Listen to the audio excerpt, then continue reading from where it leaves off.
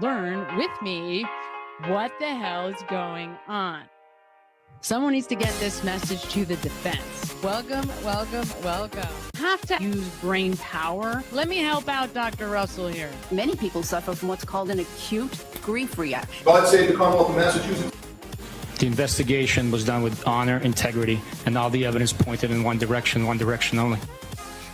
Buchanan was so defensive and unable to throw Proctor under the bus because he loved him. God save the Commonwealth of Massachusetts. Then we add what we know about Michael Proctor. This guy is just the world's biggest. On every level that a person could be, between incompetence and stupidity, Michael Proctor wins the award for a combination of both. They killed him. Who are all the powers that be? Look at the smile on his face. That's what happened. That's what happened. So she doesn't actually want them to get here quickly, and that's the reason why she doesn't say there's an officer down. Meet the Bar Association of Norfolk County's Person of the Year. I routinely do when I work with attorneys, okay? I prepare this on my own. Oh my God. See? You see it?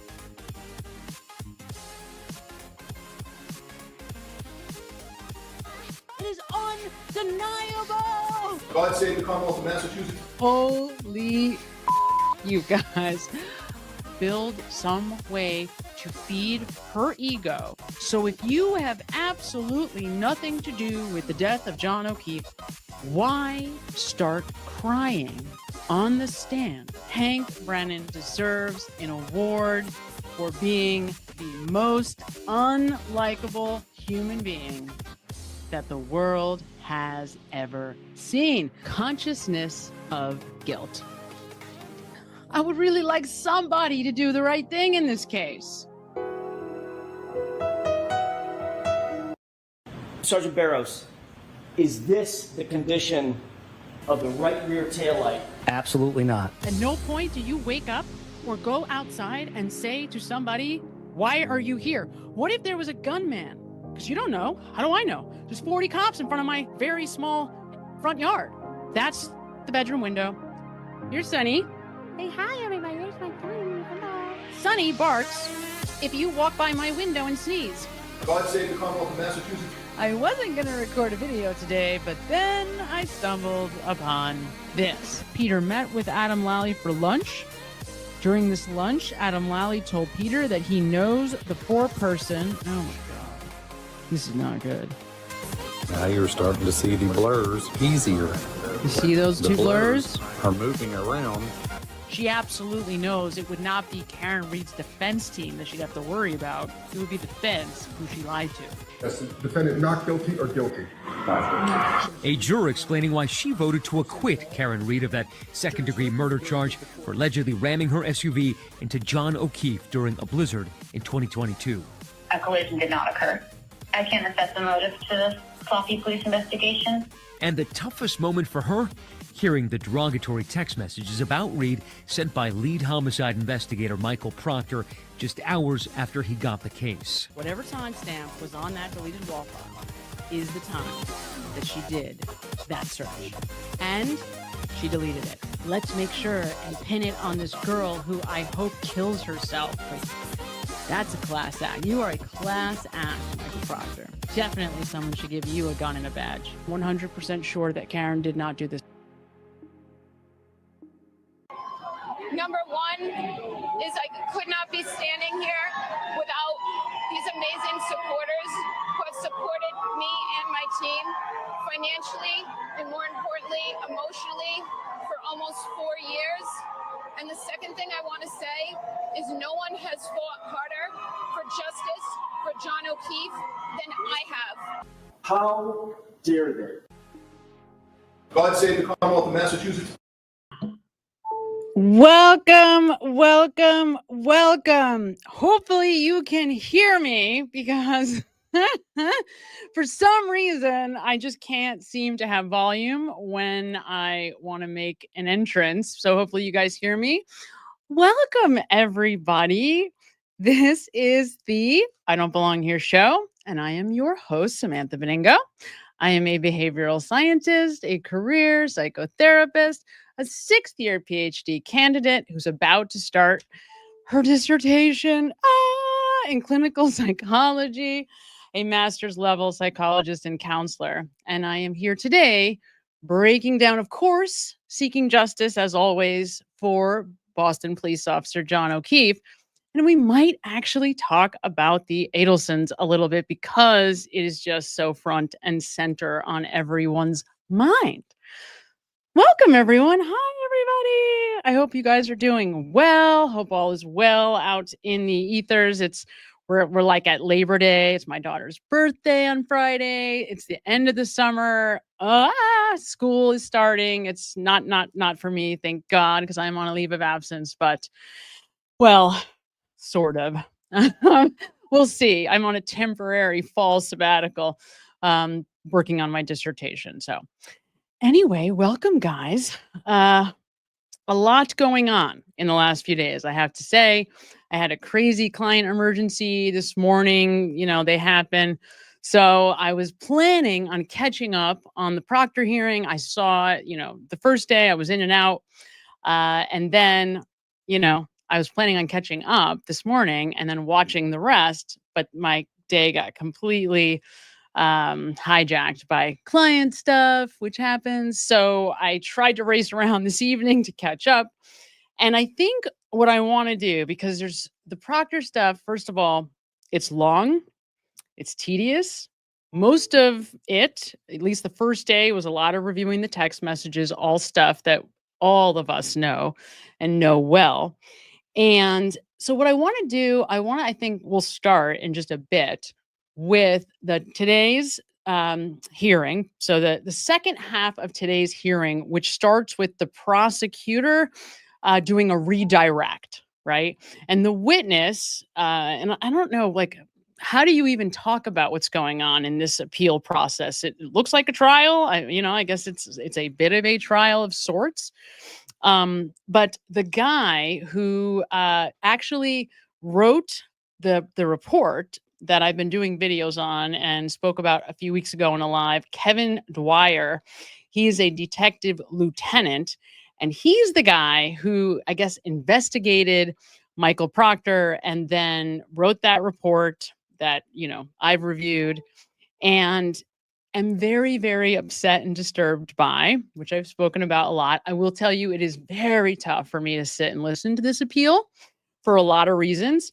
But after having, come in and out of it, I have to take breaks because my head pops off like 100 times, right, in the middle, because I just get so angry listening to Proctor's defense of himself and listening to his attorney, trying to, poke holes at why this termination was illegitimate or shouldn't have happened, whatever. But what's most frustrating about, this whole process is the fact that this investigator basically kind of gave the gold stamp for 90% of the behavior that he points out in the report. And that is so upsetting to me. And it's like, no wonder why Michael Proctor thinks he has a chance at an appeal, because of course he thinks that, right? Why wouldn't he think that? He's got this detective lieutenant essentially green lighting 90% of his behavior. And it wasn't until this new guy comes along, and it forces me to ask this really important question. Had Colonel Jeffrey Noble not added himself to the Massachusetts State Police, I'm not sure Michael Proctor gets fired, you guys, because the truth is, despite whatever they're trying to put forth, it's political. Well, is it political or is it aligned with public outcry, right? And if you are working for the Massachusetts State Police, what do you mean you're entitled to your privacy, your rights to privacy? No. You're a police officer. Your job is to service the people of Massachusetts. So who are you responsible to? You're responsible to the people of Massachusetts. And if this is what the state police, the Massachusetts State Police is like, this is business as usual. They're just gold stamping Michael Proctor's behavior. Remember the performance reviews that Yuri Buchanan is giving? Remember? It just, again, it makes my head like explode. And this guy, Kevin Dwyer, listening to him answer these questions, it's like, yeah, of course, of course Proctor thinks he has a defense here, because he's essentially saying, yeah, we didn't see anything wrong. Oh, there's an appearance of a conflict, but there's not really a conflict.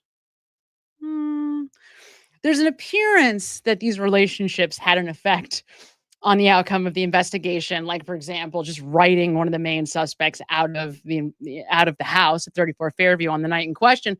But that's not really a big deal because Karen Reed did it. Duh. It's like, oh my God. Oh my God. So more upsetting than the fact that we have to re-listen to Michael Proctor and hash that all out again is the fact that it sort of highlights the ineptitude of these people and what the cultural standards really are, right? It's like, oh, no, this really is business as usual. No, that's not like business as usual. It is business as usual. And there really does need to be a full house cleaning, right? I mean, so to me, what it says is, yeah, Proctor's right. He shouldn't have been the only person who was fired. The entire unit should have been fired.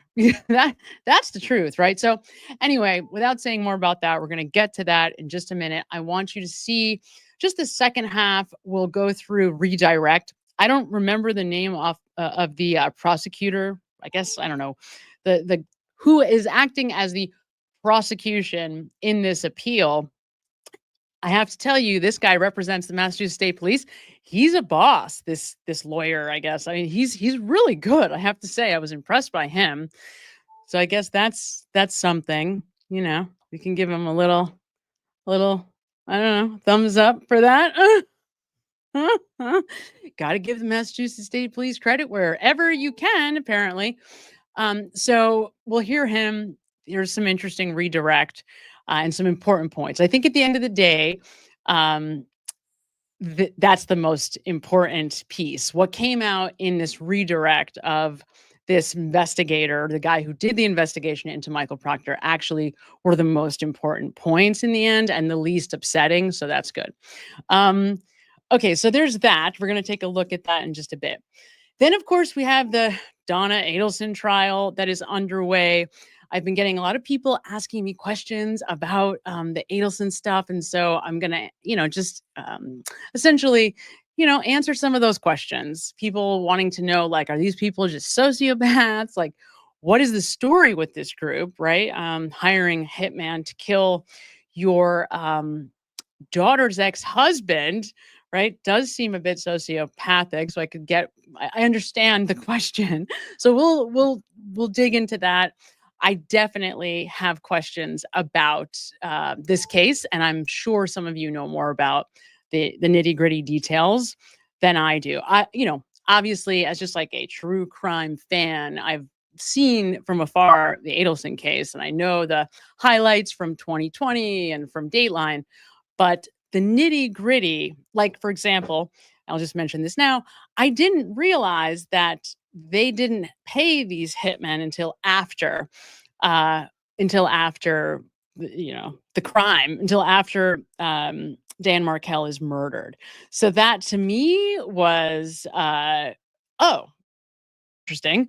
That seems a little odd, right? Because that does feel different than if you pay on the front end, because isn't that the whole thing about hiring a hitman, right? Like, when we see cops get wind of someone wanting to hire a hitman, usually what they have to do is get them to give them the money first before they can arrest them.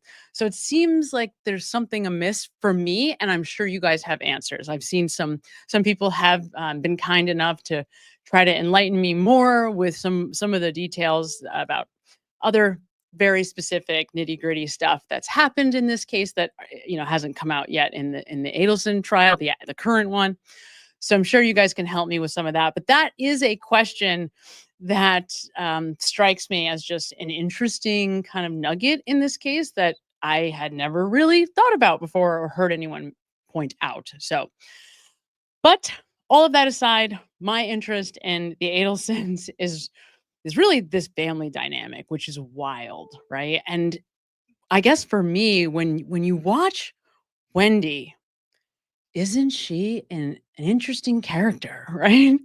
She's interesting. I mean, this woman is like so accomplished. I don't, it's hard for me to communicate the degree that you have to work and your level of intelligence, like to achieve what this woman has achieved, like clerkships, right? Like I think it's the 11th district in DC. Like what? Like this woman has done some pretty incredible things. And, like things like, oh yeah, writing a book and being a professor at FSU, like those are not even on the list because her accomplishments are pretty remarkable. And yet she presents like a child.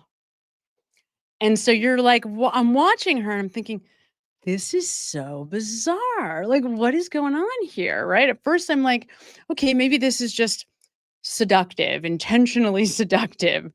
All right. Like the interrogation. And I'm not going to get into all the nitty gritty, but okay, I can see she's seductive. She's intentionally seducing the interrogator in that initial interrogation video where she sits with them for like 5 hours when she first finds out about the murder. Okay, fine. But then to see her in the Charlie Adelson trial, then testify again in Mom's trial, and to see consistent behavior that does come across as so completely childish is fascinating. It's like this woman who is so accomplished, is so smart, so capable. Her mother treats her like she's 11, and it seems like that's how Wendy has just learned to deal with Mom, right? So, but apparently they haven't spoke since November of 2023. So that's really interesting. So there's a lot of interesting just psychological bits in the Adelson case, which is really what my interest is, more than, who did what and when. And then, oh God. And so then, of course, as you know, I've been examining the Jennifer McCabe's testimonies, re-examining very closely. And boy, can you go down a rabbit hole there, right? I mean, I sat and listened to the direct examination of Jennifer McCabe from, I want to say 20 minutes in to about 40 minutes in. And from that 20 minutes, there's so much BS that led me down all of these like offshoots of different lies, threads that you could follow. So there's like the Jeep thread, right? And then there's this whole nonsense story about like who's playing music, essentially like what they're actually doing at the time of the crime when they're allegedly repeatedly singing happy birthday to Brian Albert Jr. for 25 minutes straight. So there's that. Then there's this whole, I never even saw this. It's like, I'm like really zooming in on Juliana Nagel and Sarah Levenson and Dentano. I have, Ryan Nagel, I have gone through all this before, but somehow and sometimes I just hear it differently. And when you pair it with other testimony from other witnesses, all of a sudden everything starts to look very different. So, man, you could just spend like the next 6 months just doing that, right? Because there's just the egregious lying. It's overwhelming. It's like you have to make a map and literally map out where to go with all the lies, because otherwise you get overwhelmed and you like forget. So hopefully we'll get to that too, because there's some interesting stuff going on there. And I firmly believe that everything we need to know to solve the case is hidden inside the testimonies of Jennifer McCabe, because she is the world's worst liar. The second that she's not on script, she completely falls apart, and she confesses like over and over again. It's the 911 call. 3 times. 3. I missed the first one until recently because it's right at the beginning of the call. She 3 times tells us that he's dead, that John is dead. Just matter of fact, I think he's dead. He's dead. He's dead. He's gone. 3 times. I mean, it's so incriminating. Her 911 call could not be more incriminating. It's just, anyway. So I firmly believe that by just looking at that, we could uncover the entire case. We could solve the whole mystery if we are careful, considerate, thoughtful, and, just follow where she takes us. So she's important. The only problem with her is she's very difficult to tolerate, right? I did notice, because of course I am tracking Ratchet Madness, and I did notice that she's very much making it all the way to the finals. Right?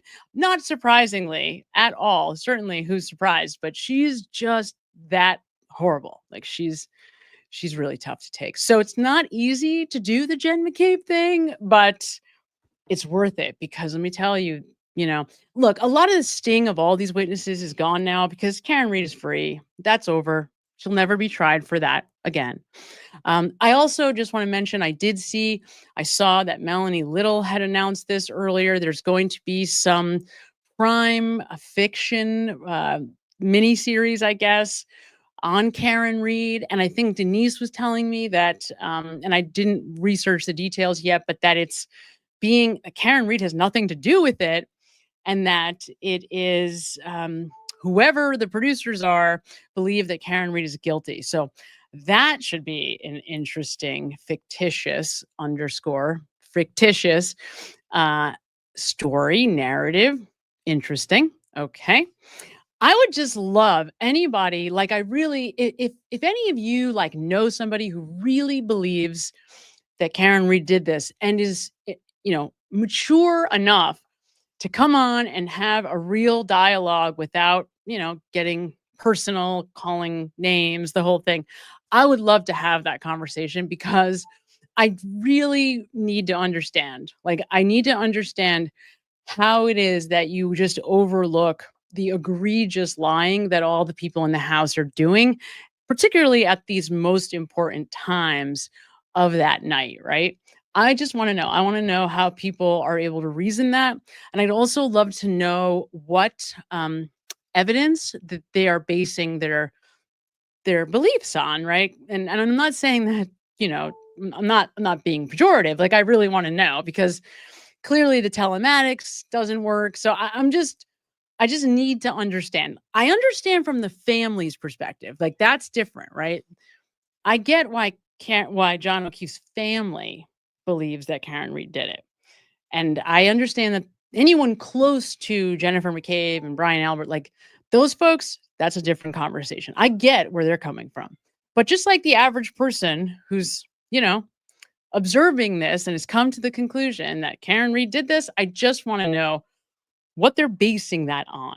So throwing that out there, if you know someone who, is not, doesn't, can have that conversation in an intelligent way without getting angry and screaming and yelling, I would love to be able to have that conversation. Amy 72 said, that's like wanting to have a real chat with a flat earther. Oh, that's hilarious. It's very funny. Well, I mean, kind of, right? I wonder if it's not, and this is kind of why I want to have the conversation. And the reason is because I want to know, what are they looking at? Are you looking at what you want to look at? Is it selective? Are you just sort of selectively sifting and saying, okay, well, yes, that makes her look guilty, so I'm going to ignore what doesn't match my narrative? I just want to know what the kind of psychological process is, because I can't find evidence that supports that Karen Reed did it. I can't find it. I can't. I would love to know. It's more like every minute that I spend digging into the case further and further and further and further, I see less evidence. There's less and less and less of a possibility that she could have even done it. Never mind that there's evidence of a crime that she committed crime, but that she could have even, like, it's not even possible, right? So anyway, if you know someone you want to, throw them my way, send them my way, give them my email, tell them tell me you sent them to me. I'm happy to have that discussion. So with that being said, let's take a listen to this second half of this Michael Proctor hearing. Now, my understanding, and correct me if I'm wrong, somebody let me know. Oh, that's funny. Sherry's here. Hi, Sherry. I see you left. I saw something about It's Raining Men, and it's funny. One of the threads that I was going to try to pull, but it's so overwhelming. It's like you need like a whole Venn diagram for these people. You really, really do. I was going to pull the It's Raining Men string because there was a minute, if you remember back to Ian Whiffin's testimony, remember there was that whole, he uses the It's Raining Men YouTube video. He uses that in his presentation. And if I remember correctly, but I didn't capture it and commit it to memory. So this is just like what I remember going way back, something I never really thought about again.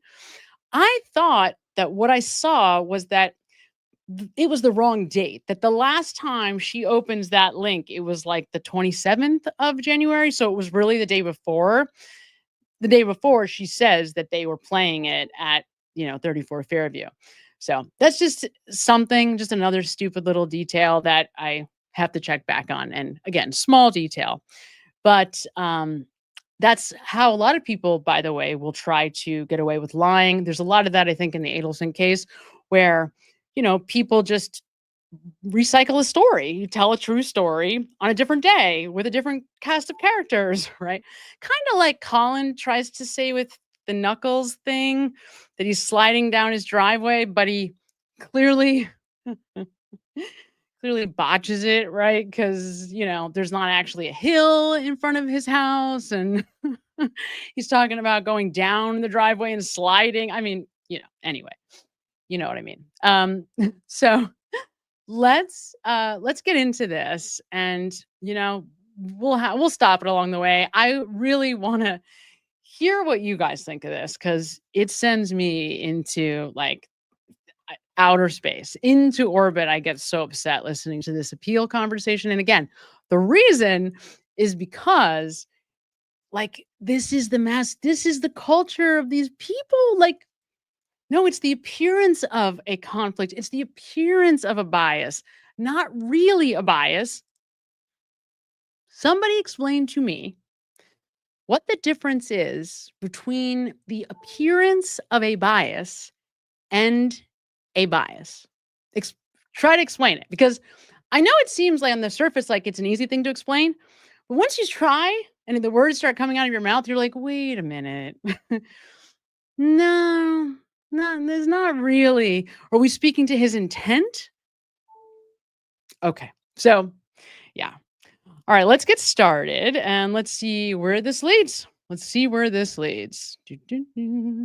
Okay. Let's go add to the stage. Remove. Add. Here it is. All right. Here we go.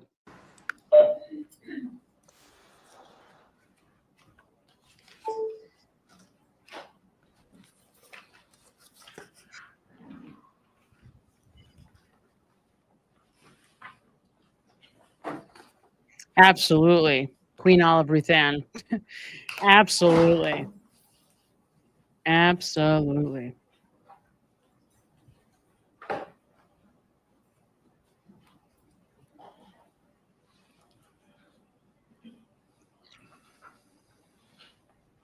I like this. I knew that we were gonna I want to see if I can pause it. I knew we were going to stare at Proctor's head for a second, and I wanted to stare at Proctor's head for a second because, you wonder, like, what's going on in there? What's happening in this former trooper's mind, a man who's clearly very entitled, wounded because his ego is very fragile. He's clearly has some emotional eating stuff happening. I'm not judging, just pointing out the obvious. Clearly, Proctor's not in the greatest of mental health these days. And one of the things he's clearly doing a lot of is sort of sitting in this like victim position. And there's few positions in the world psychologically that are less advantageous to you than that, no matter what the situation. Because as soon as you're a victim, you lose control of your life, right? As soon as somebody else is, to blame for the situation that you're in, you no longer have a say in how your future is going to unfold. And so he's sitting in this like self-entitled anger. And you can really see it on his face here. So I kind of like these close-up shots of him. He just comes across as sort of like messy and impulsive and immature. And maybe that's just me projecting, but that is what I see when I see this man. That's exactly what I see. I see he's like a child, basically, or like a teenager, maybe is a better way to say it.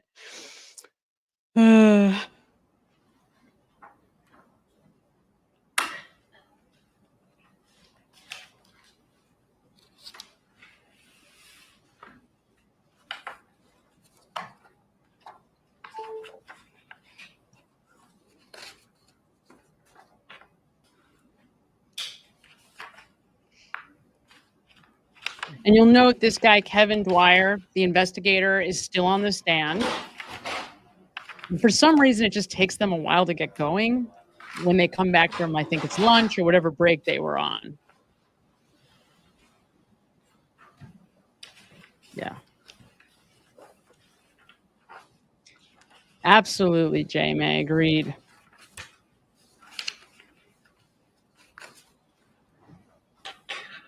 Absolutely. So good afternoon. The time is now 1:59 p.m. We're back on the record. Austin's finest since $4.99 and says, questions? Proctor ate the Lexus. God, this guy. It's not good. Not good. Definitely Michael Proctor is not someone whose shoes you want to be walking in right now. That's for sure. And Mr. Carly, do you have any redirect for Lieutenant Dwyer? Yes, I do. Please Thank go you. ahead.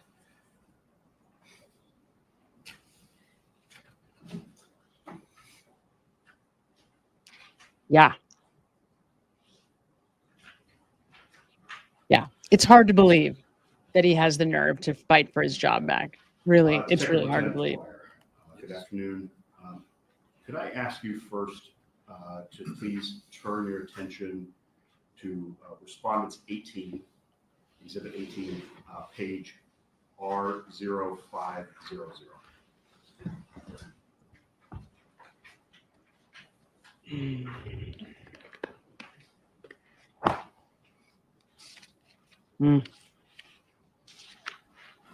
No, sir. All right, sir. Do you recall a series of questions under cross-examination where certain portions of your report here, portions of paragraph 21 were read to you? Yes. And you were asked if they were read accurately? Correct. All right, so for completeness, could we go to the fourth line down on page R0500, starting with the sentence regarding? Yes. You see the word regarding? I do. All right.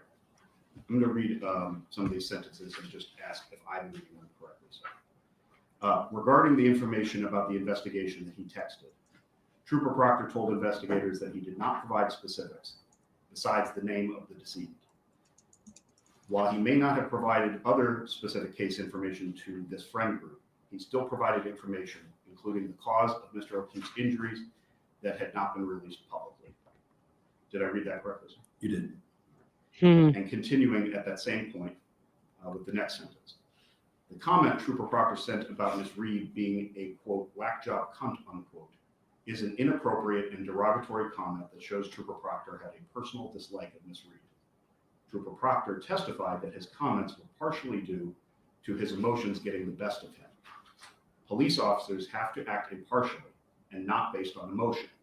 However, police officers still experience emotions based on what they are exposed to. While this is understood, it is also understood that the emotions a police officer may feel about an individual are kept in check and their actions are based on reason and fact. Did I read that correctly, sir? You did. All right. So just to kind of reiterate there, what is he saying? So the prosecutor is pointing out that, first of all, Proctor's giving away health information, and I believe it's about to come out, or it does come out. Hopefully it comes out here. I think it does. They end up looking up at what point this information that Proctor gave his kindergarten buddies and his sister and whoever else he was talking to that shouldn't have had this information, at what point it became public knowledge. And it's a lot later. It's much, much further down the road. So that's good news. Right now, again, remember something important this whole time. While this investigator points this out, he also, in the same breath, is saying, well, but it's not the worst thing ever. So there's a lot of contradictive statements in here. There's a lot of this guy kind of contradicting himself throughout the report that he writes. But the thing that also comes out in this whole Q&A with this Lieutenant Dwyer is that he's not the guy that made the ultimate decision. He was essentially the investigator. He was gathering the information to give to another group of colonels, really, who were going to make the ultimate decision. So that's another important fact that comes out. So that health data and personal information about witnesses, about suspects, and about the victim, John O'Keefe. So he's sort of disseminating that information to people that shouldn't have it. And now we're going to get into the idea of his emotions getting the best of him. And I personally love this the most because when Proctor doesn't even realize, he's not smart enough to realize what he's saying. So he goes on ABC and he starts, Gutman asks, at what point did you develop such, horrible feelings for Karen Reed? And he's like, well, those feelings, and he tries to be all smart about it. Proctor's trying to be really smart and professional. Well, those feelings developed as the case went on. And you're like, you mean 14 hours after you got off your lazy rear end to shovel out your driveway and go actually show up to the Canton PD to find out what's going on? Oh, okay. I get it, right? 14 hours in, your feelings for Karen Reed developed. He can't even be honest, about the most basic things. He's the worst. He's the worst of the worst, this guy. He really is. The worst. Continuing with the remainder of what you wrote in that paragraph, a few more sentences, sir. Did you also write, there is no evidence to show that Trooper Proctor's personal feelings influenced the actual evidence of the case, but the language used to describe Ms. Reed is offensive and created the appearance that he was not impartial. Did I read that correctly? The appearance. Continuing. Trooper Proctor's comments about Ms. Reed, quote, excuse me, I'll restart that sentence. Trooper Proctor's comments about Ms. Reed. Yes, not a HIPAA violation. I saw that. Weird Fall River accent, though, no ass, unquote, are inappropriate as they are a commentary on Ms. Reed's appearance and mannerisms. Again, these comments are offensive and created the appearance that he was not impartial.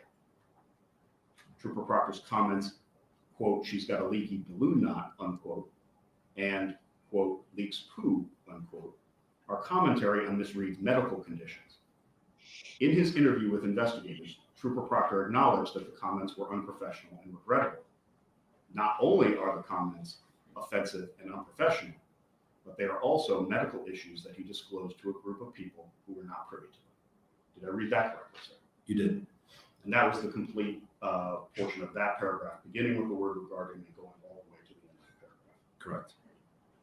If I could ask you to turn your attention a few pages later to R0503.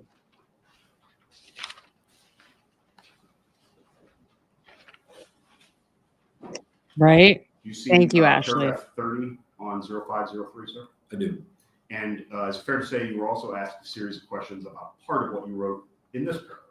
Yes. All right, I'm going to ask you to follow along, and I'm going to read aloud from this document, and you tell me if I read it fully and correctly, sir. After reviewing the testimony provided by Trooper Proctor related to the text messages about Miss Reed that Trooper Proctor sent, as well as information he provided to investigators, and considering the ramifications of his actions, it is clear that Trooper Proctor's behavior was unprofessional. His actions created an image that he was not impartial in his dealings with Miss Reed.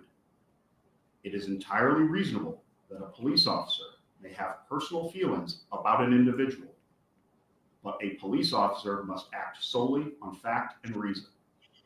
While there is no evidence to show that the police actions taken by Trooper Proctor were directly influenced by his personal feelings about Miss Reed, his conduct demonstrated that he acted in an unprofessional manner that was demeaning to Miss Reed and cast the department into disrepute.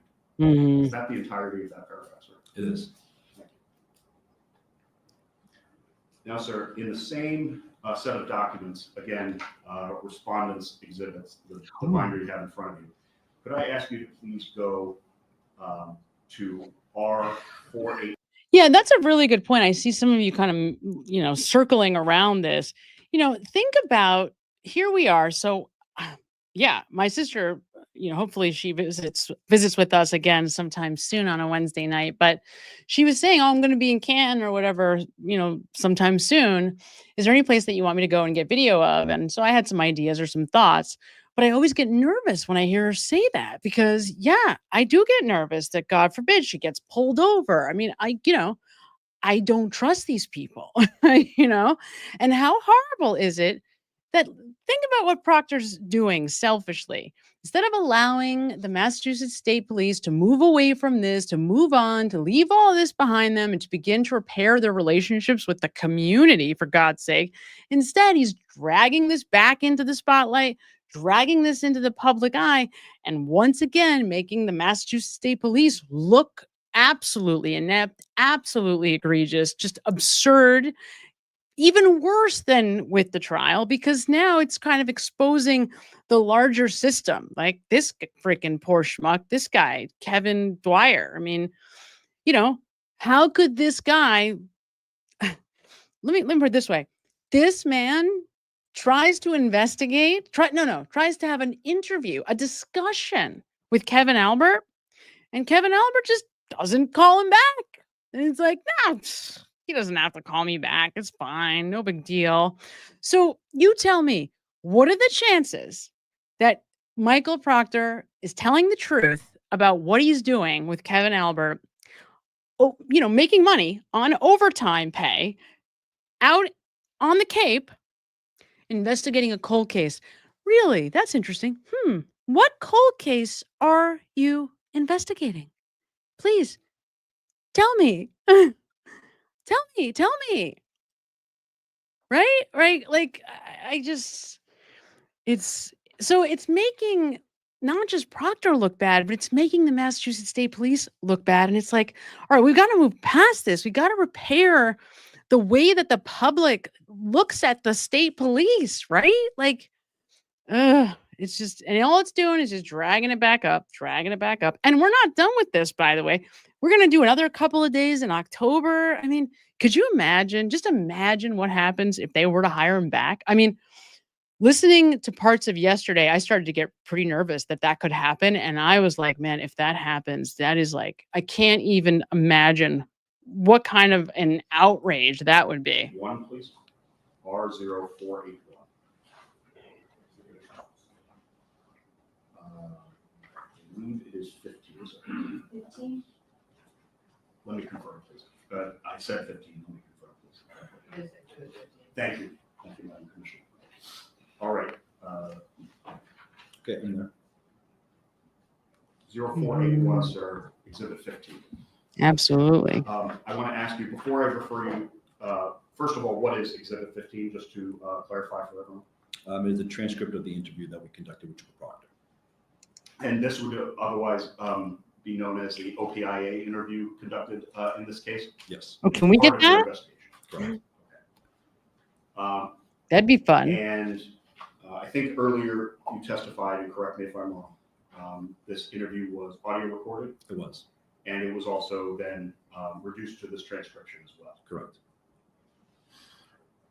During the course of your entire investigation, not just this interview, when, if ever, did the discussion or the topic of the February 8th, 2024 meeting between Michael Proctor, his attorney, and members of the department, when, if ever, during your investigation, did that subject come up? To me, during this interview.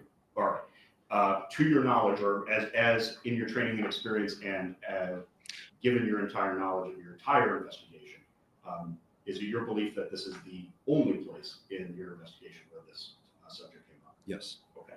So wait a minute. What is And the, with respect to what's the February 8th, 24 interview?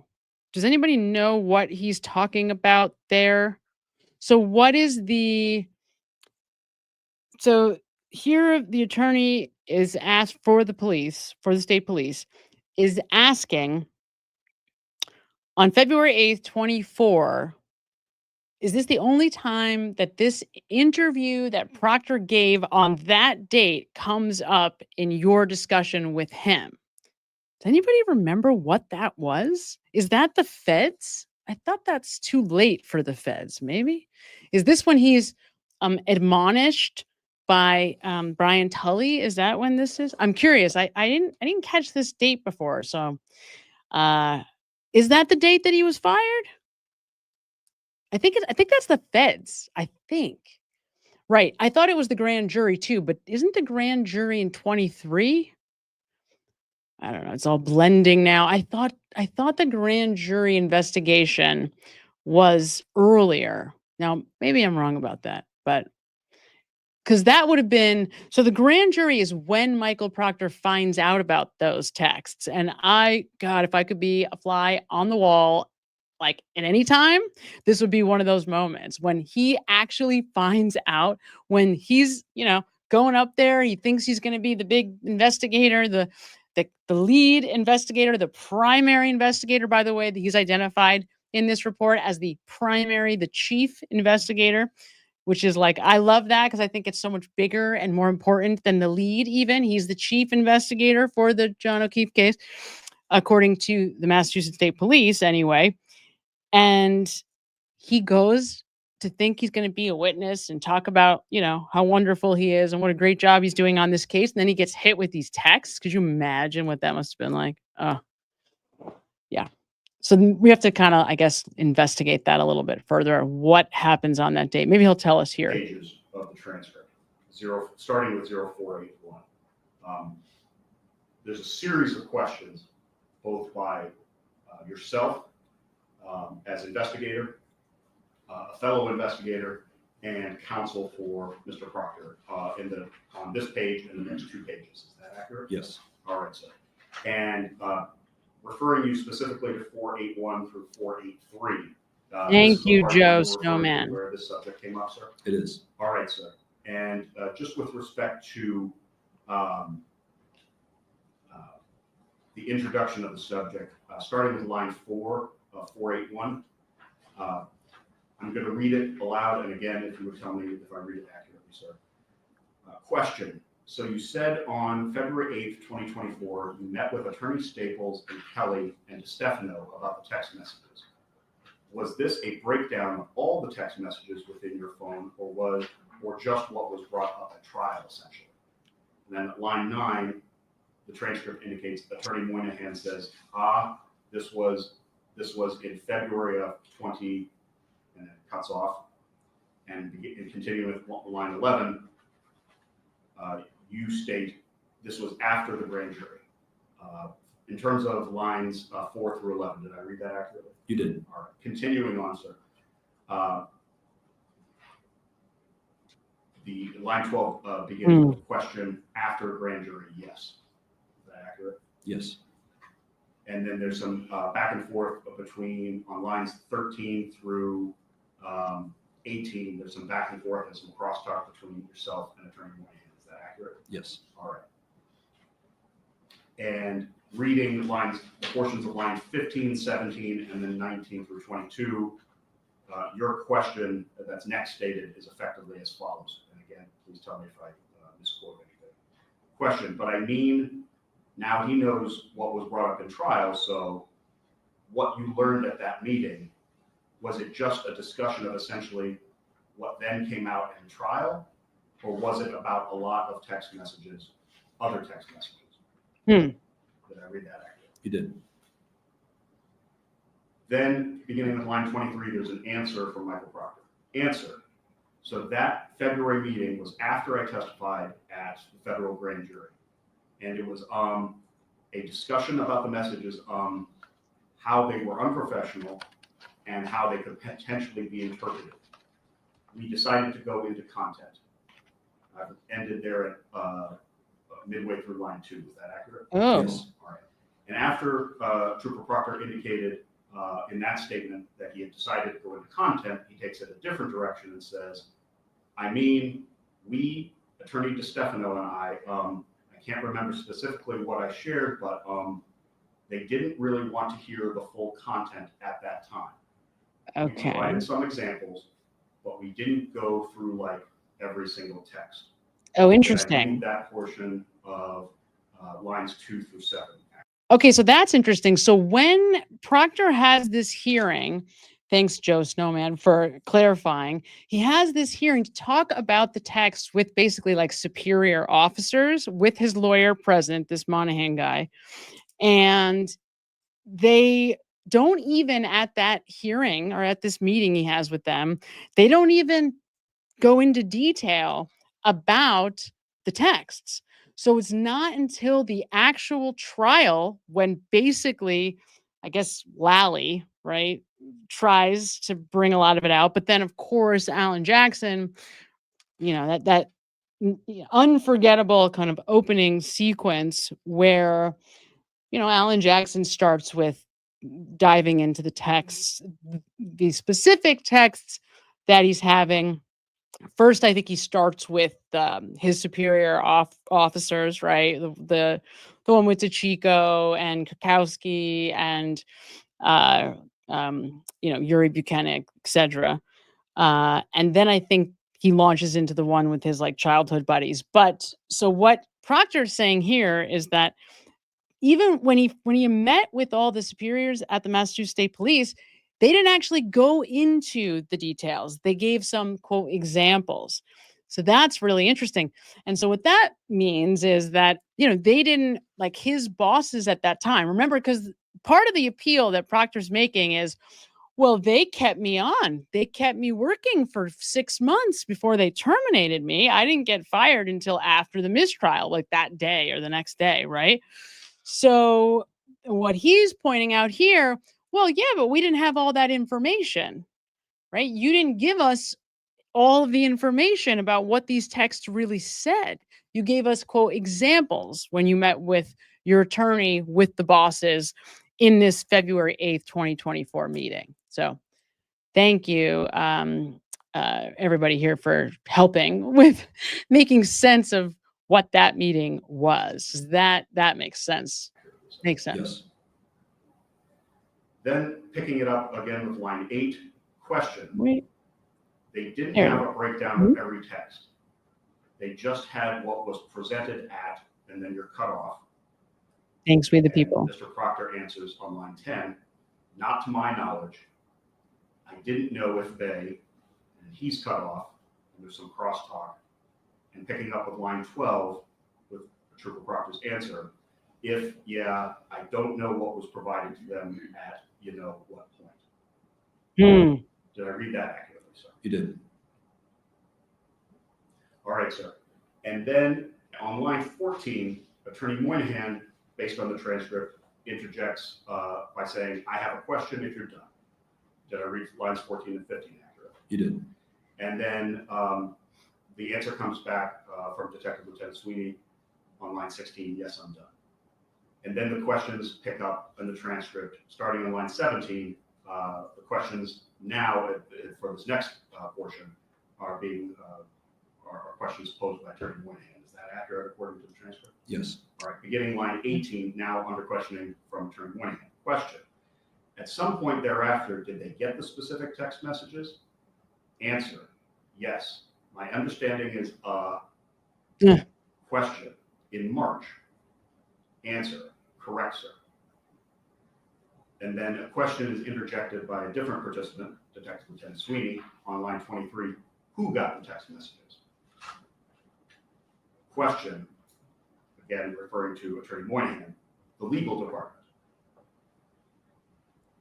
Then Detective Lieutenant Sweeney interjects another question on line 25. All of them?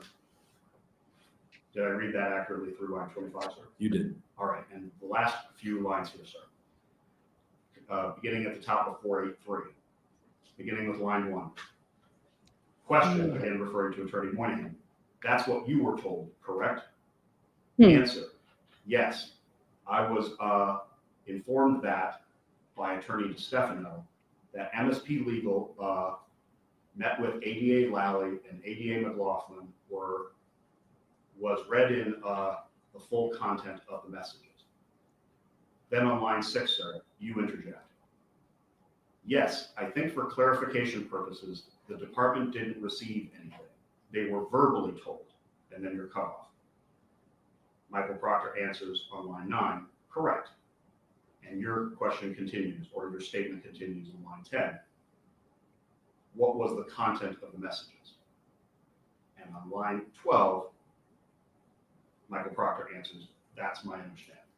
Did I read that accurately, sir? You did. Other than that portion of the transcript and that portion of the interview, do you have any personal knowledge as you sit here, sir, of what took place in the meeting between Michael Proctor, his attorney, Michael DeStefano, Major Copenrack, and staff from State Police Legal? Do you have any knowledge of what took place in that meeting, other than what comes from this portion of the transcript on February 8th of 2024? I do not.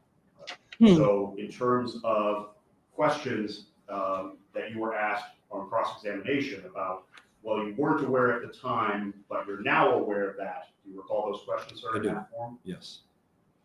The answers you gave to those portions of the questions, or those questions posed to you on cross-examination, did those come from your personal knowledge or from essentially hearsay and rumor around the department?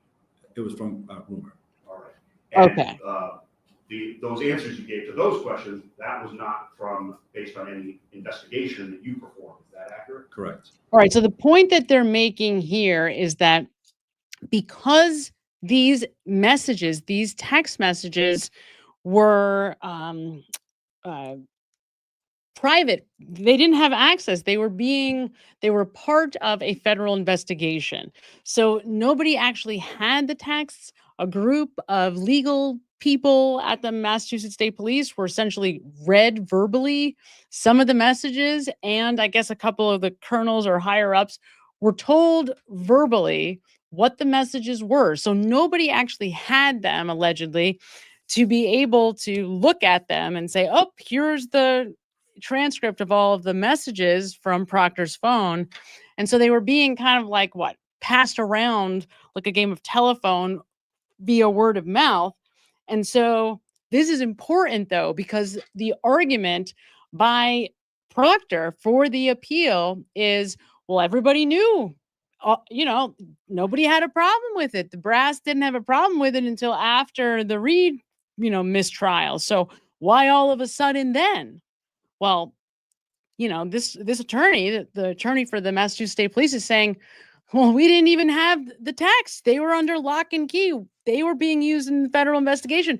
Nobody even could talk about those texts. We weren't even allowed to say, we had to sign non-disclosures. We weren't even allowed to say that we saw those texts. So I think that's kind of the point here that this attorney is highlighting, which is an incredibly good point. And when I heard this whole beginning where he's starting to bring all this out, I was so relieved. I was like, oh yeah, there's the answer to the question. That's why he was kept on. They weren't even allowed to acknowledge that they knew these texts existed, let alone fire Michael Proctor on the grounds of the texts until the Karen Reed trial. Right, because that's when they came out, during the trial.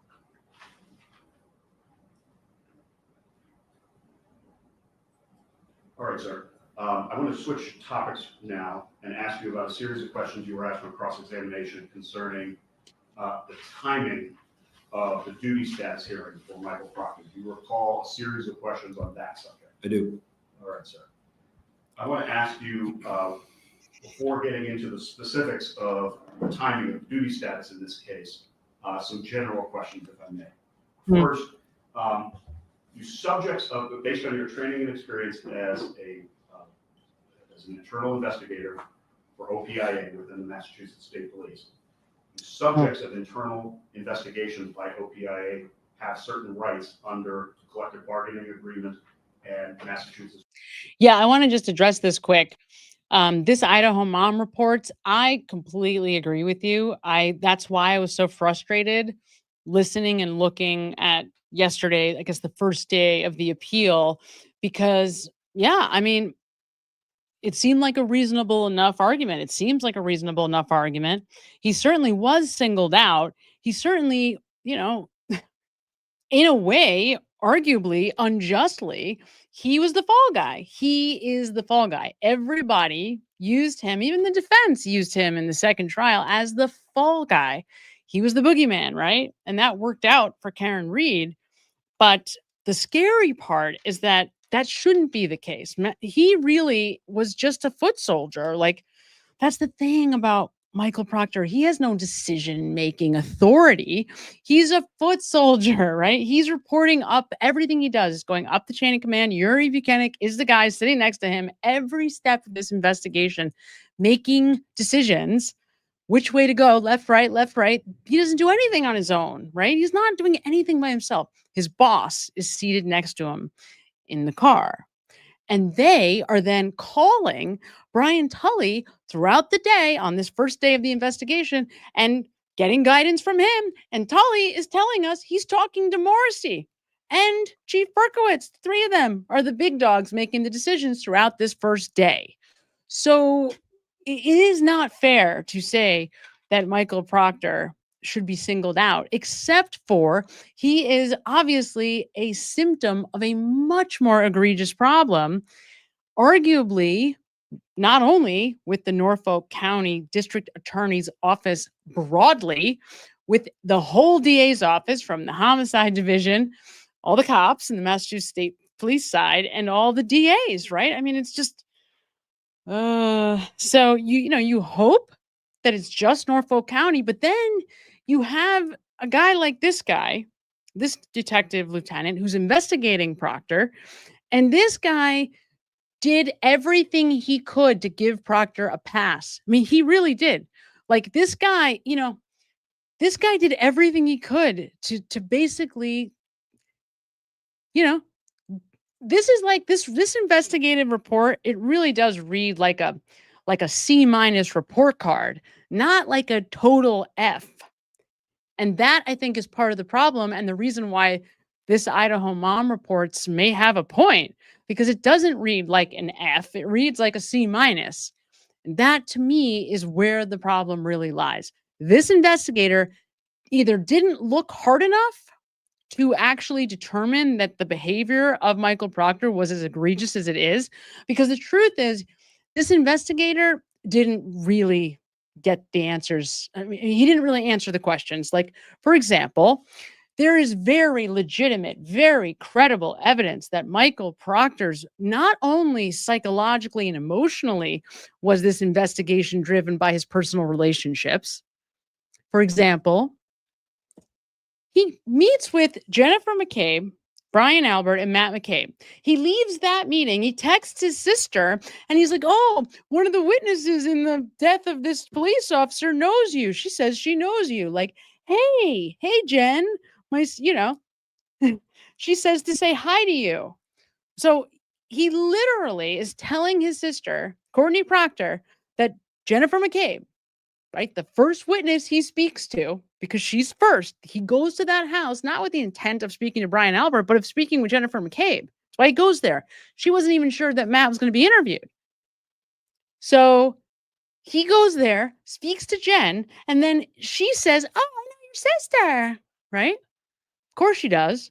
And Proctor buys it, hook, line, and sinker. He's like, oh, she knows you. It's just so, okay, that's the emotional way that these personal relationships drove his decision-making and his perception the whole time. But then it literally drives his behavior. He literally writes Colin Albert out of the house. The only reason why that comes out is because, number one, his notes get photocopied and sent to the defense, probably by accident. And number two, because of all of the media coverage, because of Turtle Boy, right? If Aidan Carney never, essentially does the footwork to get this case in front of all of us, to make it a national spectacle, a worldwide spectacle, these guys are just business as usual. This Michael Proctor's working for the Massachusetts State Police. All those people are still business as usual in the Norfolk County DA's office. That whole group. It's so unbelievable. So it's not this guy, this investigator didn't actually investigate what he said he investigated. It's not possible. He doesn't even speak to Kevin Albert. And there are text messages that indicate Kevin Albert, who was allegedly recused, the brother of the homeowner, is actively working with Proctor on the investigation. It's not even like an insinuation. It is clear as day that they are actively working on this case together. Like, it doesn't get more clear that he has personal relationships that are impacting his perception, his behavior, his emotions, his view of this case. It doesn't get more clear.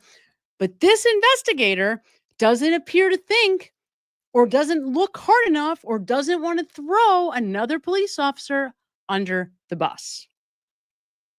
Right? It's like another, whatever, the blue wall. It's another version of that with this guy. And, he seems like a nice enough guy, whatever. Let's get honest here, though. Could there be a more egregious example of someone's personal relationships affecting their bias, affecting their perception? There's no effort to find the facts. This entire investigation was driven by what they didn't want. Nobody wanted the people in the house to have anything to do with this, and they did everything they possibly could to try to get all of our attention away from those people, including not only writing Colin Albert out of 34 Fairview, but also misrepresenting Brian Albert, not putting his phone number, not spelling his name correctly, not putting down the right address. Mike Lenk doing everything he can, switching out face sheets, photos, so that it looks like there was taillight pieces on the scene before the CERT team gets there. Not even after, but before.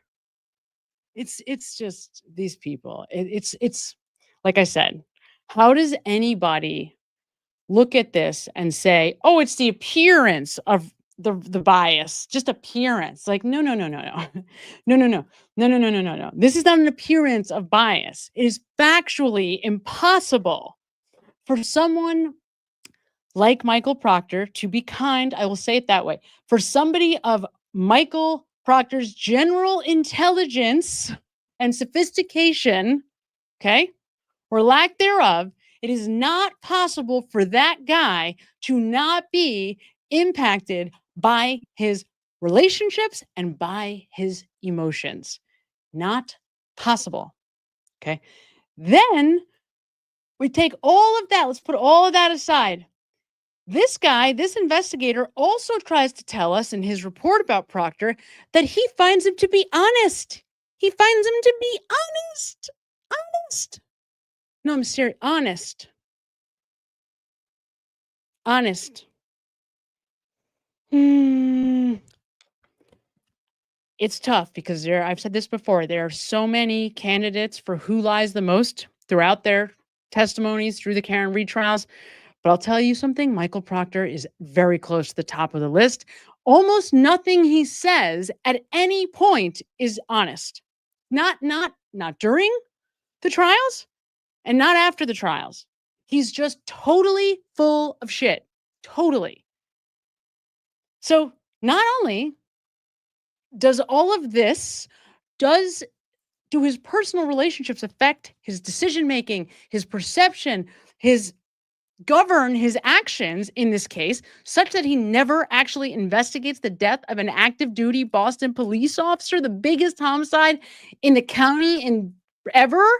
Not only does he not actually properly investigate that, but then he lies his face off. And this guy's like, no, we found him to be telling the truth. We found him to be telling us consistently the same bullshit over and over and over again. No need to back up anything he says. No need to actually look into, determine whether what he told us is true. No, he's being honest. Yeah, no, he's honest. Like, he definitely told us the truth about his personal relationships. He just didn't tell us the truth at all. He just lies his face off. He manipulates video evidence, which there is documented evidence of, okay? He lies. He deletes videos. How do we know? Because we learned from Yuri Buchanan in trial number 2, he's the only guy who had access. He's the only person who had access to those Ring videos. Michael Proctor is the one who actively deletes the video of Karen Reed pulling in to John O'Keefe's house at One Meadows, probably at, 12:37 or something, 12:41? Or no, sorry, not 12:37. 12:37? 12:37. Yes, 12:37. Between 12:37 and 12:41. And how do we know that? Because the Chico writes it down on a little, sticky note. Oh, I just can't with these people. He actively lies about what time he picks up the vehicle, right? He says it's a typo. Come on. I mean, do you really expect any of us to believe this? How could this guy believe a word this man says? And now, this is the problem, right? This is what I mean. When I start thinking about this, my head starts to pop off because it's just so unimaginable. These are cops. Like Michael Proctor, you have no rights. There's no reason on the planet. The problem is nobody should have ever given you a job to begin with. The fact that you were ever a police officer was a horrific mistake. Horrific. You are a danger to society, a danger to the world. Unless you are like acting as a janitor in a middle school, but even in that case, that's probably too much responsibility. I don't even know of a place that I would think he could do a good job. And he's lazy, to be honest. He's lazy. He doesn't like to work. There's nothing redeeming about Michael Proctor, just nothing. Nothing.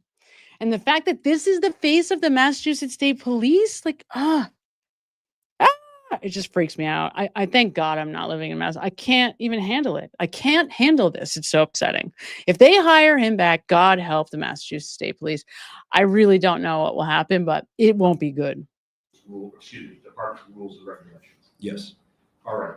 And in fact, during cross-examination, is it correct to say that you were asked a series of questions by counsel about some of those rights? Yes.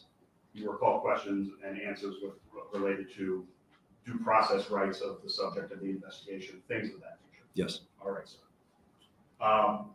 Is it fair to say that Due some process of those rights come into play once a subject is brought forward for a duty status hearing? Yes. That'd be Okay. And if they have their duty status Oh my changed, God. a given member has their duty status changed based on your Yeah, okay, so we have to highlight this because we the people, you are 100% right. Let's not even talk about the Sandra Birchmore case. Oh my, the Explorers program. Oh my God. they cover up the murder, a murder. And the thing about that is this cop was totally emboldened. Farwell is emboldened. Why is he emboldened? Because look at this Explorers program. These guys are doing it in plain sight. They're all working. They're all in on it together. It's in plain sight.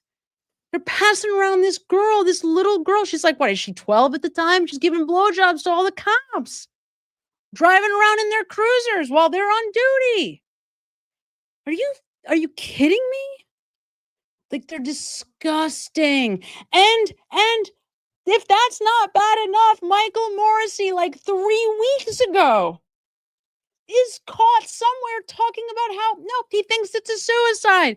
Like 3 weeks ago. I'm not kidding. This happened. How could this guy, how do you utter those words? How could you even, like, let's just say that you have an inside voice, right? Like, all right, I'm Michael Morrissey. I want to defend, I don't know how, but I want to defend this group of cops because really I feel like it's probably him defending himself, right? But let's just say, for the sake of argument, that's what you really believe. You keep that shit to yourself. You don't say those things out loud. There is evidence of Farwell coming down the elevator. He's walking out of the building, right? She's pregnant. She's pregnant. She's legitimately pregnant, not threatening. She's legitimately pregnant with his illegitimate child. And the thing is, Michael Morrissey doesn't seem to know that. If you read those thousands of emails, because that's in there, he's asking about this. He's forwarding to other DAs questions like, could this be true? Is it true that their feds might be investigating Farwell? Might this Birchmore thing really be an issue? Like, he doesn't know. It's just, right? Like, what are we doing? Absolutely. I mean, Michael Morrissey is like another, I mean, he's just like a horrible human being. And that's the thing.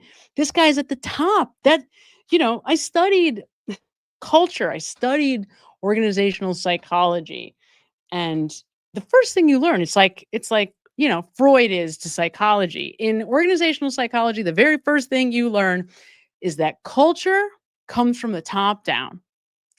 So if you want to know where the problem is at the Massachusetts State Police or in the Norfolk County DA's office, there's only one person that you have to look at and you can point right to him, and that's Michael Morrissey. And there's no question about that.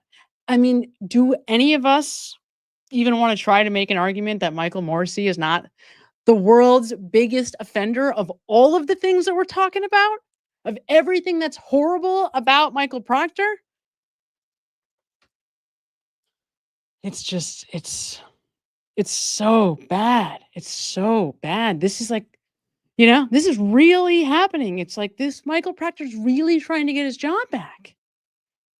Your training experience, some of those rights under the CBA and under Massachusetts State Police regulations kick in at that time. Yes. All right, and would one of those rights be presenting the subject with evidence of the misconduct that is the basis for the allegation so that they can defend themselves during the disciplinary process? Yes. All right. And you know that to be a right that subjects of internal investigation that you pursue have in your investigation. Yes. And you also know that Michael Proctor had that right as well as one of the subjects of one of your investigations. Correct. Did you, or to your knowledge, did anyone at the Department of Massachusetts State Police have documentation, physical evidence or documentary evidence of the alleged misconduct, the alleged text message misconduct, either at the meeting in February 8th of 2024, or the Colonel's meeting that you mentioned before, March 4th of 2024? None that I'm aware of. All right. And based on your understanding of the non-disclosure agreement that you described previously in your testimony,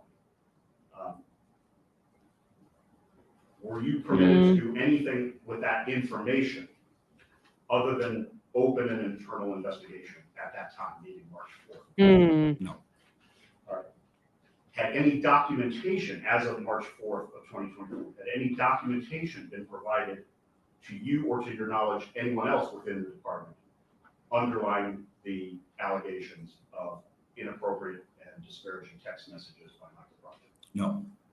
So there was no documentation provided to you, Correct. and you were the assigned investigator in that matter. Correct. Would, if documentation had been provided and shared with the department, would it have come to you as the assigned investigator? Yes.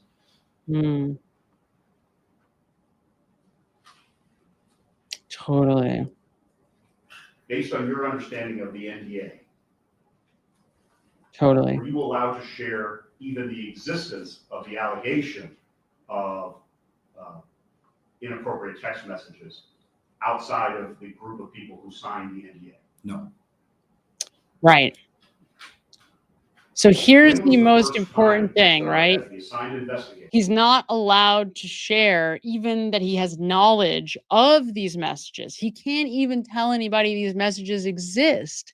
So I think that this is going to end up being really important to the outcome of this ultimate appeal, because, you know, like this argument that, well, they kept him on and they gave him new cases. And if these texts were so egregious, well, then why didn't they just fire him? Well, how do you fire him if you're not supposed to even acknowledge that the texts are a thing, right? Because, yeah, he does have a union, right? He does have a powerful union. He does have representation. He's not just going to, you know, oh, okay, I'm fired. All right. Yep.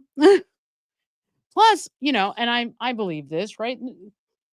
They weren't going to fire Michael Proctor until the outcome of the first retrial, because clearly firing him right in the middle of that trial or just before could have very easily impacted the outcome of the case. And of course, state police wanted her to be guilty, right? Because it was better for them. If Karen Reed is found guilty, then they're like thanking their lucky stars, right? Because then it just kind of all gets washed away. See, we were right anyway. So what does it matter if Michael Proctor has these text messages? Who cares? She was guilty. So, of course, thank God it doesn't work out that way. But that's also why he couldn't have been fired until after the trial, right? When was the first time that you received actionable information and details about that alleged misconduct by Michael Proctor via the text messages that allowed you to move forward with your investigation? When Trooper Proctor testified at the criminal trial. As you understood the NDA, sir, you were not in a position to move forward with your investigation until you received Michael Proctor's public testimony about his conduct. Correct. And the department could not bring Michael Proctor forward to relieve him of duty, whether it be restricted duty or suspension with or without pay. It could not do so until it could provide the subject with documentation to support the accusation of misconduct. Yes.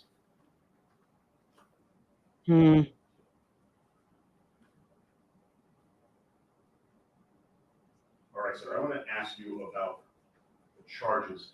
You were asked a series of questions about Article 5. Do you recall some questions about that, sir? I do. I ask that you go please to Article 5, which is Respondents 24.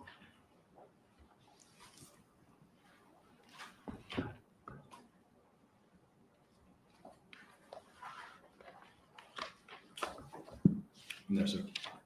All right, and for Council and the Commission's benefit, that's R0642 is the first page.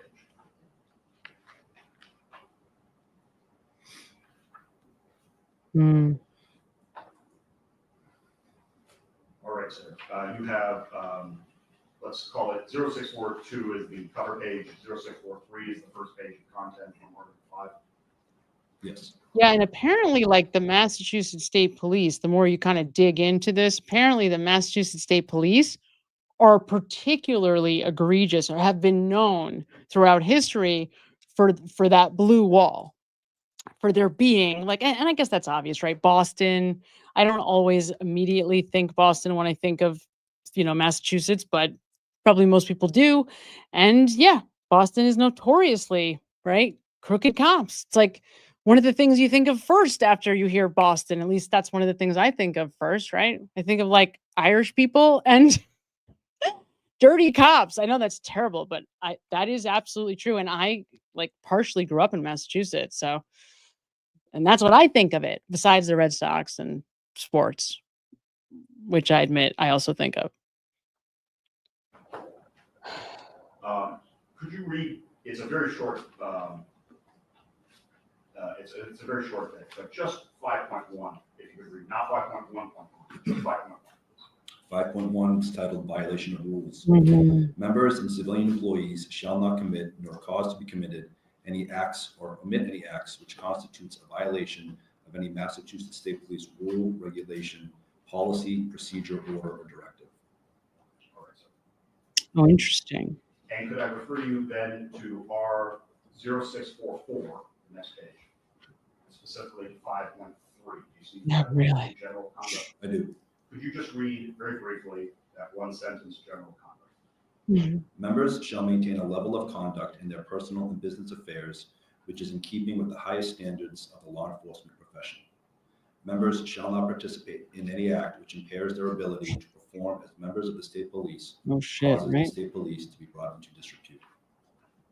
Now I'd ask you to please, to drill down on this a little bit more. Please go to R0645. Just page 3 of that particular document.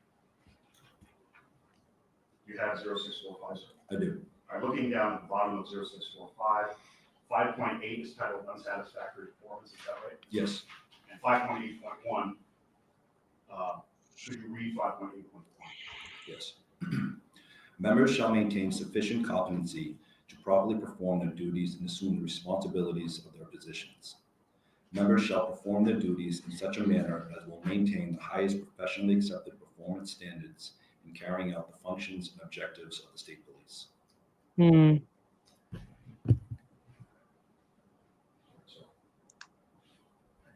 Could you then continue on to the next page, R0646, R0646, 5.8.2. You were asked a series of questions about 5.8.2 in particular as well, is that right? Correct. Could you just read for us the complete text of 5.8.2, and then I'll have some follow-up questions.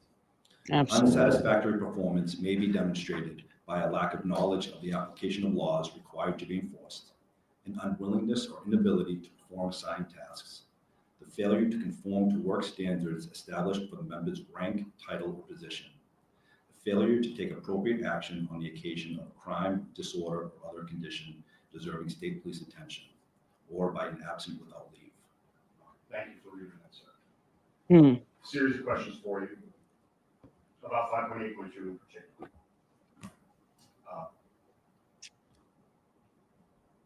Understanding your earlier testimony that you are not assigned responsibility for charges of brought during the disciplinary process. You're only assigned to the investigation and to either sustain, not sustain, or exonerate on each individual allegation, factual allegation. Understanding that, sir. Do you see the portion of 5.8.2 that says unsatisfactory performance may be demonstrated, and then it proceeds from there? I do. All right, sir. Is your understanding that unsatisfactory performance may be demonstrated? What follows is a list of possible ways in which 5.8.2 can be violated? Yes. All right, sir. It is not your understanding that that is an exhaustive list? Correct. All right, sir. With respect to the questions you were asked about 5.8.2, do you recall a series of questions on cross-examination where you were asked to go down and after each one of those clauses, or each one of those sections under 5.8.2, you were asked, did you find any, effectively you were asked, did you find any evidence in your investigations to suggest that Michael Proctor violated this portion of 5.8.2? Do you recall that series of questions? I do. Did I characterize those fairly, sir? Yes. In your view? Yes. With respect to your answers to those questions on cross-examination, sir, Can you explain how you were answering those questions? What did you mean by your answers when you did not find anything with regard to Michael Proctor's performance of his duties as a Massachusetts State Police detective assigned to Norfolk County? Yes, so my investigation was focused on the allegations over the text messages. It was not on any aspect that Trooper Proctor took in furtherance of the criminal invest. So when I was answering those questions, I was referencing the fact that during my investigation, I learned nothing to suggest that any of his actions impacted any of the investigative steps taken during the invest. Does anybody know what he just said? Was that English? This guy seems like he might be getting a little tired because that was a nonsense statement. Did anybody catch what the hell this guy just said? So the MSP attorney here is asking this investigator, right? So he's asking him, okay, well, what were you investigating in terms of the conduct of Michael Proctor, and what specifically were you referencing when you said that you didn't find his conduct to be I forgot the exact language, but I didn't see anything wrong with the way he was conducting the investigation. Is essentially what this guy is saying, by the way, which is why I get so mad when I think about this, because everything was wrong with the way this man conducted this investigation, everything. And if you don't understand that, I'm happy to explain why I say that. That's not just, yay, Karen Reed, that's a fact, right? Like, you cannot, if you are going to be a fact finder, if you are going to be a person who is investigating the truth of something, you have to go into, right, that future. You have to go into the future with every possibility open to you, right? So you go into the future and you say, all right, everything is possible right now. Who are the people that had motive, means, and opportunity? Let's see where all those people were, what all those people were doing, how all those people respond to being asked questions about their whereabouts. Do any of these people have a motive? Where's their geofence data? Where do they say they were? Let's follow up with witnesses. Let's follow up with any documentation, with Apple Health data, with cell phone records. Let's talk to their parents. Let's talk to their loved ones. Let's corroborate what they tell us. None of that happens here, guys. None of that. Like, this should be terrifying regardless of who Karen Reed is or isn't, or if John O'Keefe was a person or not. This is terrifying. This guy is an investigator with the police. Would you want this guy? Do you want Michael Proctor investigating for you, for your family, for someone that you love? If you want to find out what the hell happened to your loved one, is this Michael Proctor's the guy you want knocking on your door, who doesn't believe in recording his interviews? We don't record our interviews. Explain to me, give me one good reason why any police officer doesn't want his interviews recorded, unless it's so that he has plausible deniability at some time later and doesn't have to be called to task on what is being said or video recorded on those recordings. Like, what proper, investigator who has any integrity, any ounce of pride in his work says those words, even utters the statements out of his mouth, let alone in a trial where the whole world is watching? Like, this is what I'm saying. Whether you like or don't like Karen Reed, whoever you think did whatever, Michael Proctor cannot be a police officer. He cannot be. This cannot be the way that investigations are conducted. And I see a lot of you talking about this, or at least some of you talking about this in the chat. The prosecutor's office has way too much power. And, to be fair, it's not something that I've paid a lot of attention to because, I'm going about my life, knock on wood, thank God. I've never had to deal with the legal system, not directly. I never plan to. So I'm not focused on it, right? I got all this other stuff I'm doing. I'm not focused on that. But man, God help you if you ever find yourself on the other end of whatever, of their wrath, right? God help you. It's like this. Michael Proctor is the lead investigator Who even makes that decision? Like, which should immediately call into question Brian Tully and whether or not he should be a leader. Remember, I don't know if you guys remember, but when I heard this, Brian Tully, you got to go back and watch his testimony closely, because my God, is it telling in just so many ways? Like, it's so telling in just so many ways. But this guy, he says he's a teacher. Brian Tully tells us he goes around and he trains other cops, other detectives. That guy thought it was a good idea to put Michael Proctor in charge of the biggest criminal investigation the town of Canton, Massachusetts, where he has been born and raised, has ever seen. That's by itself, somebody should be calling that into question because of the judgment. What? Brian Tully, how do you even have a job then if your best judgment is that Michael Proctor should be in charge of that? Michael Proctor, who is born and raised, never left. Everybody he knows is born and raised in Canton, Massachusetts. And God, what's the name of the I can't believe I'm forgetting his name. He's the cop that was on the defense witness list to be brought in to talk about proper investigative techniques, and then the judge said he couldn't be called. Michael, what is his name? I know you guys know his name. What is the name of the cop that, oh my God, what's his name? He's great. He's a great personality. Michael Easter. Thank you.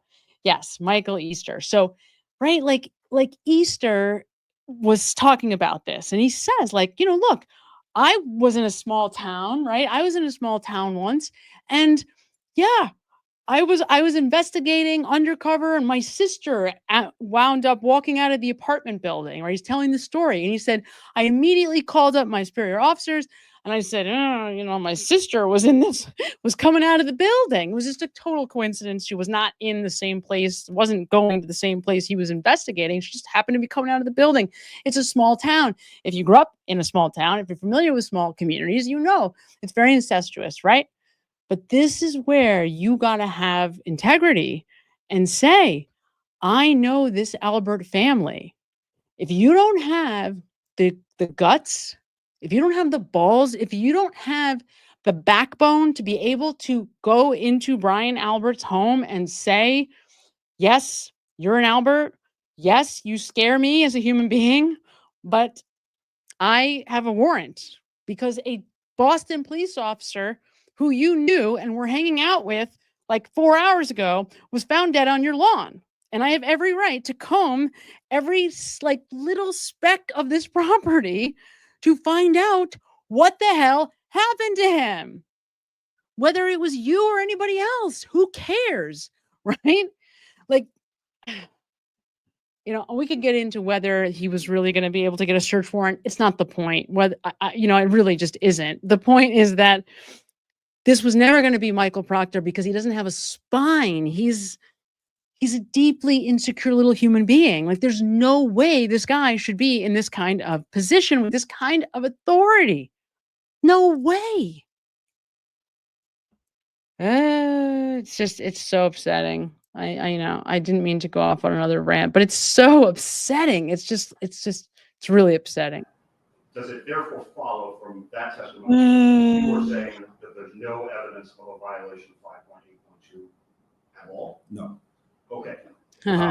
With respect to, for example, in 5.8.2, failure to conform to work standards established for the member's rank, title, or position.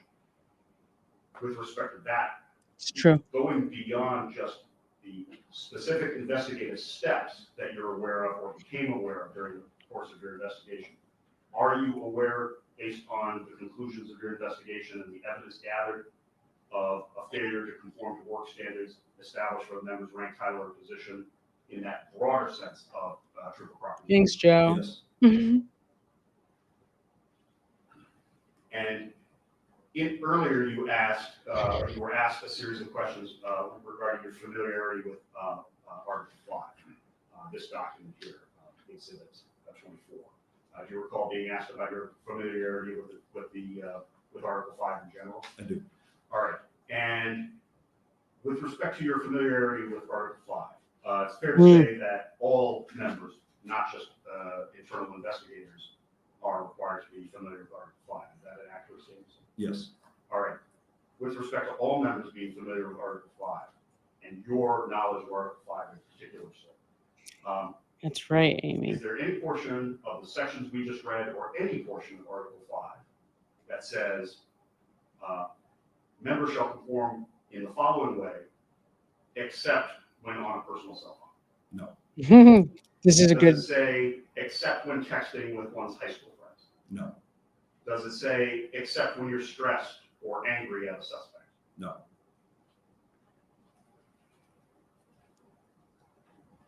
All right, sir. I want to change gears, if I may, and ask you a series of questions with respect to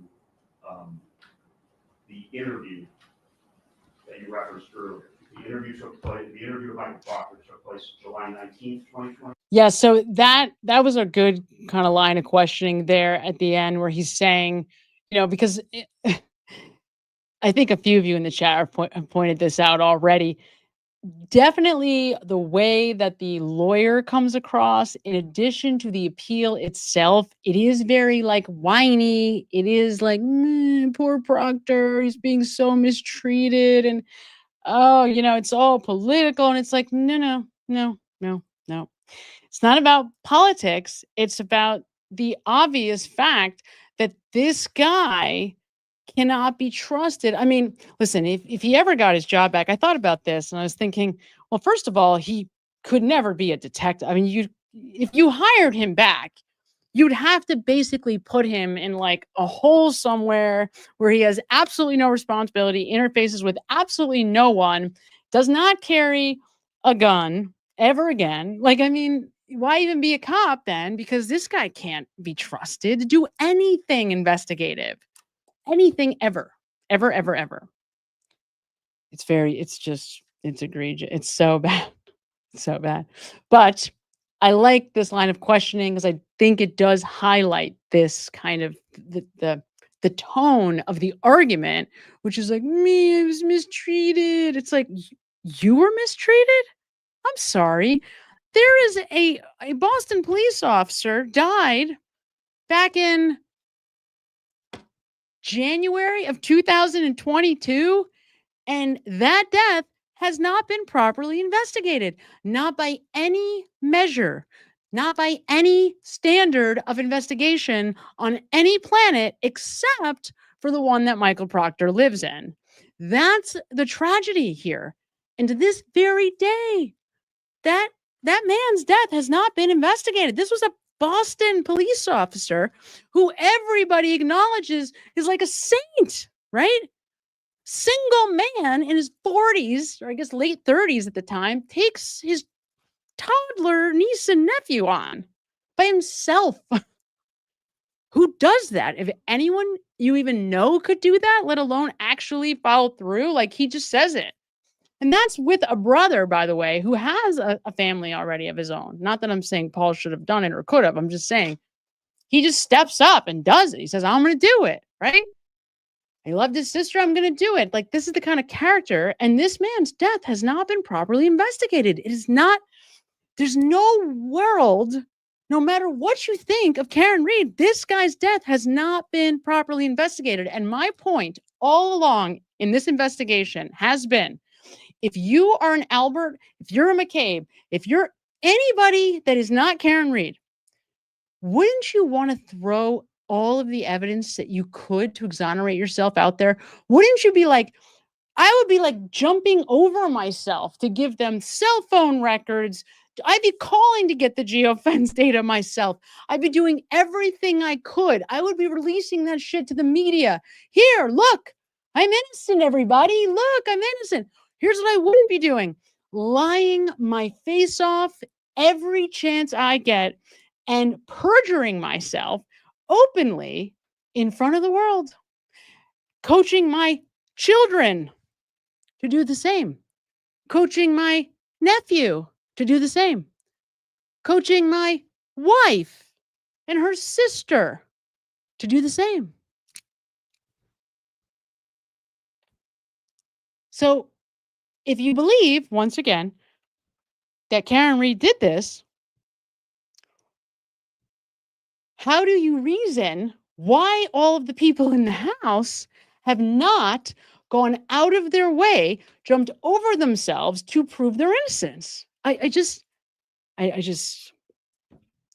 that's another very, very serious, like, critical question. Go listen to Caitlin Albert's testimony. Go listen to Tristan, her new husband. First of all, he has no, allegedly, according to their story, this is a guy who has no significance. He is as insignificant to this story, according to the McCabe, McAlbert, narrative. Tristan is a nothing. He's a nobody. He should have no discussion. He should not even be in the dialogue, okay? First of all, this guy gets on the stand and he's shaking. Like, he's shaking. He's like viscerally shaking. His voice is shaking. And he's like, I don't know anything. I don't know anything. I don't know anything. For the next 20 minutes, this guy acts like he is an axe murderer, okay? That's what he acts like. What is going on there, okay? Like, and that's just one of 400,000. There's a list so long, it's stupid to even try to keep track. But it's like, this is the kind of stuff that you're getting from the innocent people in the house? Come on. Enough. It just drives me. This case just drives me crazy. It drives me nuts. That's really what it comes down to. But, you recall a series of questions on cross-examination from Attorney Moynihan about the timing of setting up that interview, and specifically a conversation you had in conjunction with the duty status here. I do. All right, just to refresh everyone's recollection and the commission's recollection, what was the date of Michael Proctor's duty status hearing in this case? The first. Well, so the administrative leave went through on July 1st. Yes, is that the 12th, I believe? The administrative leave went through on July 1st. Yes. this is when all the dates come out. The actual duty status hearing didn't occur, and based on scheduling issues, didn't occur until July 8th of 2024. Is that accurate? Yes. Okay. With respect to July 8th in particular, do you recall a series of questions from Attorney Moynihan with regard to your attempts to speak with him at or around the same time as the duty status hearing, and asking him to set up a time for Michael Proctor to come in and give the interview? I do. All right, so they're talking about trying to set up the actual interview for the investigator to meet one-on-one with Proctor. I want to also, though, Ms. Holmes 66, I want to just respond to your question, because I think, yeah, it's a great question.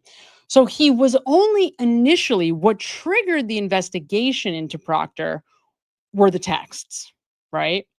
Were the feds getting a hold of his personal texts. But eventually, this investigator, this guy right here, who did the investigation or conducted the investigation into the text messages, because on the stand, the defense brings out the Kevin Albert drinking and joyriding out in Sandwich, Massachusetts, out on the Cape. He does not only investigate it, but he finds out that that whole joyride, their GPSs were turned off. Proctor uses his cruiser, and I guess they all have basically, embedded GPS systems. I forget exactly what it's called, like AVS or something, but it's essentially a GPS. And so that, dispatch can find you wherever you are. Well, they decide they're going to turn theirs off. So Proctor's in his cruiser driving, picks up Kevin Albert at the end of a workday. So it's like 5 p.m. And they decide to go, quote, investigate a cold case in a town that just so happens to be where Brian Higgins has a house. It's like totally a coincidence. Whoa. And they end up getting so wasted. They submit it for overtime hours, and they end up getting so wasted, as you know, that Kevin Albert can't find his gun and his badge the next day. So he's interviewed about this, and, this investigator essentially finds that there was no way. I mean, it's just horrible. I don't even want to admit to you what happens, because it's so horrible. The investigator decides, well, yes, he had a right to have his GPS turned off, which he really There was no reason why it was turned off. But he says, oh, no, he has a right because technically he was investigating a cold case, so he could turn it off, which is total nonsense. Number one. Number two, the investigator says, well, Proctor says that they secured their weapons in his cruiser, even though that's not true because we see the text messages from Kevin Albert, who says he lost his gun somewhere. God only knows where. Ha ha ha. Right. So, but it ends up basically this investigator, this guy here ends up clearing Proctor for everything except for the one thing he admits to, which is drinking. He says that he had a couple of beers, even though we know that's not true because Kevin Albert is just very bold-faced in his text messages about how wasted he is. But because he said he had a couple of beers and technically he was working and driving around his cruiser, this investigator couldn't let him off the hook. So the one thing that he does get in trouble for, or admonished for, related to his testimony in the Karen Reed case, is the fact that he had a couple of beers and drove his cruiser. That's at the end of the day, long story short, that's the one thing that they ding him on. But the truth is, he tries to get a hold of Kevin Albert to discuss it with him. And lo and behold, Kevin Albert couldn't be reached for comment. Does he do anything to try to subpoena him or even insist or even continue to try to call him to get him to come in and meet with them to discuss it? No. And you know what? Does this guy here that's being asked all these questions, does he seem like he has a backbone? You think that he's going to push an Albert to tell the truth about his whereabouts? Or do you think he's just going to take whatever he's being told, write it down, turn around and give it to his, the superior officers? This guy has no backbone either. And he just wanted it to all, I'm sure, go away. This guy doesn't want this kind of attention. Look at him. It's absurd. So what is the outcome? The answer to the question is he gets a little slap on the wrist for this in the report, but it does end up being, I think, enough when you start adding it all together for the colonels to essentially take the C- that he's essentially graded by this investigator, that guy here, Dwyer, and they turn it into a total F. And that's really what the problem is. When you read this investigation, soup to nuts, it doesn't really read like the kind of report that would be grounds for being fired, because he kind of minimizes everything Proctor does wrong. But I mean, really minimizes. And they're egregious lies. The whole way through, Proctor lies to him. And he just says, yep, we found him to be credible. And yeah, well, we don't really think there was that much wrong. Forget about the fact that he's lying about what they were investigating. Forget about the fact that they were actually investigating. There's no question that these two were investigating this John O'Keefe investigation. There's no doubt that's what they were doing. And by the way, that's another personal relationship that Michael Proctor has with the Albert family. And that one never even gets brought up.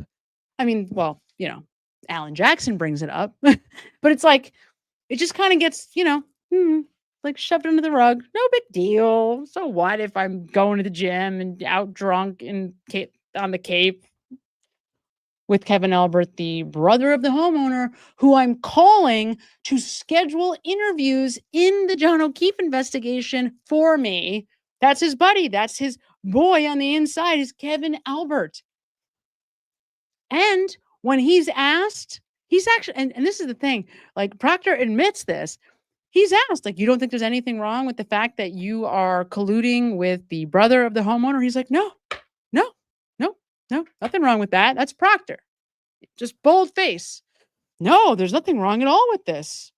Remember, it's just the appearance of a conflict, but not actually a conflict, because what could be the conflict if I'm BFFs with the brother of the homeowner? Why does that matter? So what if I write out the nephew, Brian Albert's nephew, out of the house entirely and try to pass it off like Colin Albert was never there? So what if I lie about the fact that I know Julie and Chris? So what? I don't really know them. I mean, they're just like Julie only spoke 65 times in 3 months to my sister. Only wants to get me a gift because I wrote Colin out of the investigation. But my personal relationships have nothing to do with my behavior in this case. Come on.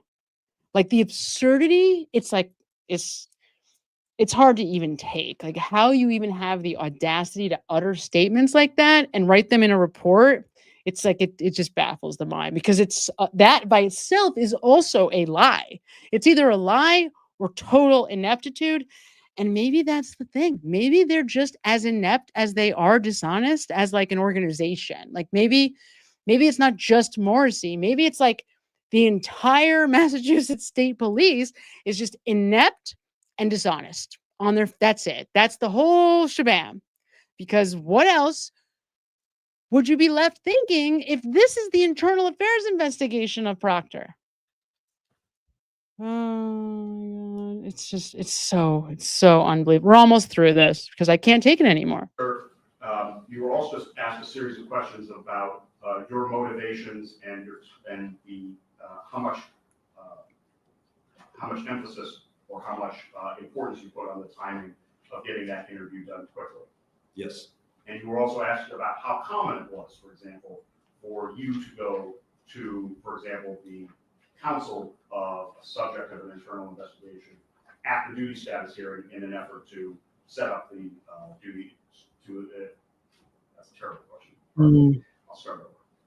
Do you also recall a series of questions asking about how common it was for you to approach counsel for a member at a duty status hearing? I like that. To set up the interview? Yes. And you acknowledge that it may have happened before, but it is somewhat unusual to do so. Correct. Can you explain why it happened in this case? Yes. So typically, when someone gets their duty status altered, that typically happens at the beginning of the investigation. In this case, that did not happen. The investigation began in March. I learned of the content of his text messages when he testified in the trial in June. At that point, I started my analysis of the text messages to include the analysis of his pay station records as ABL. At the time of his duty status hearing, my investigation, the bulk of it had been completed. The only piece that I had left to do was to interview Trooper Proctor. So when I approached Attorney Moynihan, it was an effort to get that interview going. Let me ask you a couple follow-up questions, if I may, there, sir. When you said you had completed every other step of your investigation except for the interview with Michael Proctor, did that include some of the exhibits we saw in your testimony yesterday? For example, your collection and analysis of the ADL data, your collection and analysis of the pay station reports, things of that nature? Yes. Those were all complete as of July 8th, 2024? Yes. In fact, every part of your internal investigation. So if you didn't see any of yesterday, the pieces of yesterday's appeal or part of the hearing, there were some interesting bits, but it was all just this guy, this investigator, essentially verifying, I guess, or providing evidence to support why he came to the findings that he did. The problem with the findings is that any place where there was like conjecture or the need for a determination of the authenticity and honesty of Michael Proctor's behavior or statements, he just punts. He just he just assumes on its face that he's telling the truth, he's being honest, that like he doesn't follow up to see about whether or not there's honesty taking place, right? And he just kind of whitewashes it all. So it's hard to believe that this guy wasn't going out to intentionally try to make Proctor look better than he should have looked. Like that's kind of what it, and I'm not saying he's colluding or anything with Proctor. I don't think that. I just think that this is what these guys do for each other. They try to it's sort of like the way Lucky, remember when Lucky's on the stand and he's asked by somebody, whether it's Yannetti or Brennan in the last trial, he's asked, like, you saw that the car was in front of the Alberts home. Did you call it in like you're supposed to? And he says no. And he's like, well, why don't you call it in? And he says, because out of respect for the fact that there's a first responder living in that house, that this is not something that's usual. They don't ever do this, right? So out of respect for the fact that this is, first responder. So it's sort of like that. Like, these guys are just trained to just take care of each other automatically, regardless of the behavior at hand. And regardless, by the way, of how it reflects on them. If you had any like awareness at all, you might stop and go, do I want this freaking guy associated with me? Do I want people thinking I am a Massachusetts State Police officer and so is this schmuck? So that's the way you should look at me? Because that's what people are going to do. That's what's going to happen, right? If Michael Proctor is the poster child for the Massachusetts State Police, guess what? Whatever this guy's name is, Kevin Dwyer, that's a camp that you're now in too. So how is it helpful, right? How is it helpful to whitewash Michael Proctor's behavior? It's so bad. It's so bad. I don't, and I get it. This guy seems like the kind of guy who doesn't want to get into trouble. That's what I'm getting from this investigator. When I first read the report, I didn't get a sense for this Kevin Dwyer guy. I didn't know what to think because I didn't know, is it intentionally dishonest? Is this guy like just trying to sit behind the blue wall? But actually, I think this guy is just like conflict avoidant. Like, he just doesn't want to cause trouble. He just wants everything to be copacetic. So he's trying to do everything he can to like make it okay, right? Why, upset the apple cart and go have a conversation with Kevin Albert when I could just not, and that would be better. And then I could just believe everything that Michael Proctor says, or not drag the Canton Police Department out into this mess also, right? So that's the vibe you get from this guy. Like, he just wants it all to kind of like be okay, right? Which is just exhausting. It's exhausting. All right, so we'll finish this next time. I can't with this, you guys. It's so upsetting. It aggravates the hell out of me. Just number one, the fact that Michael Proctor could actually get his job back. The fact that we're even having this conversation is just unimaginable. And the fact that there are any people anywhere that work for a police department in the world would even like listen to this or support this or, in a report, do anything that suggests, no, there was no conflict. There's no bias. There's just the appearance of bias. Again, I don't know how this guy knows the difference unless you are investigating this case, unless this guy is in the weeds in the John O'Keefe investigation himself. How could he possibly know whether or not there's an appearance of a bias or a bias, right? So anyway, okay.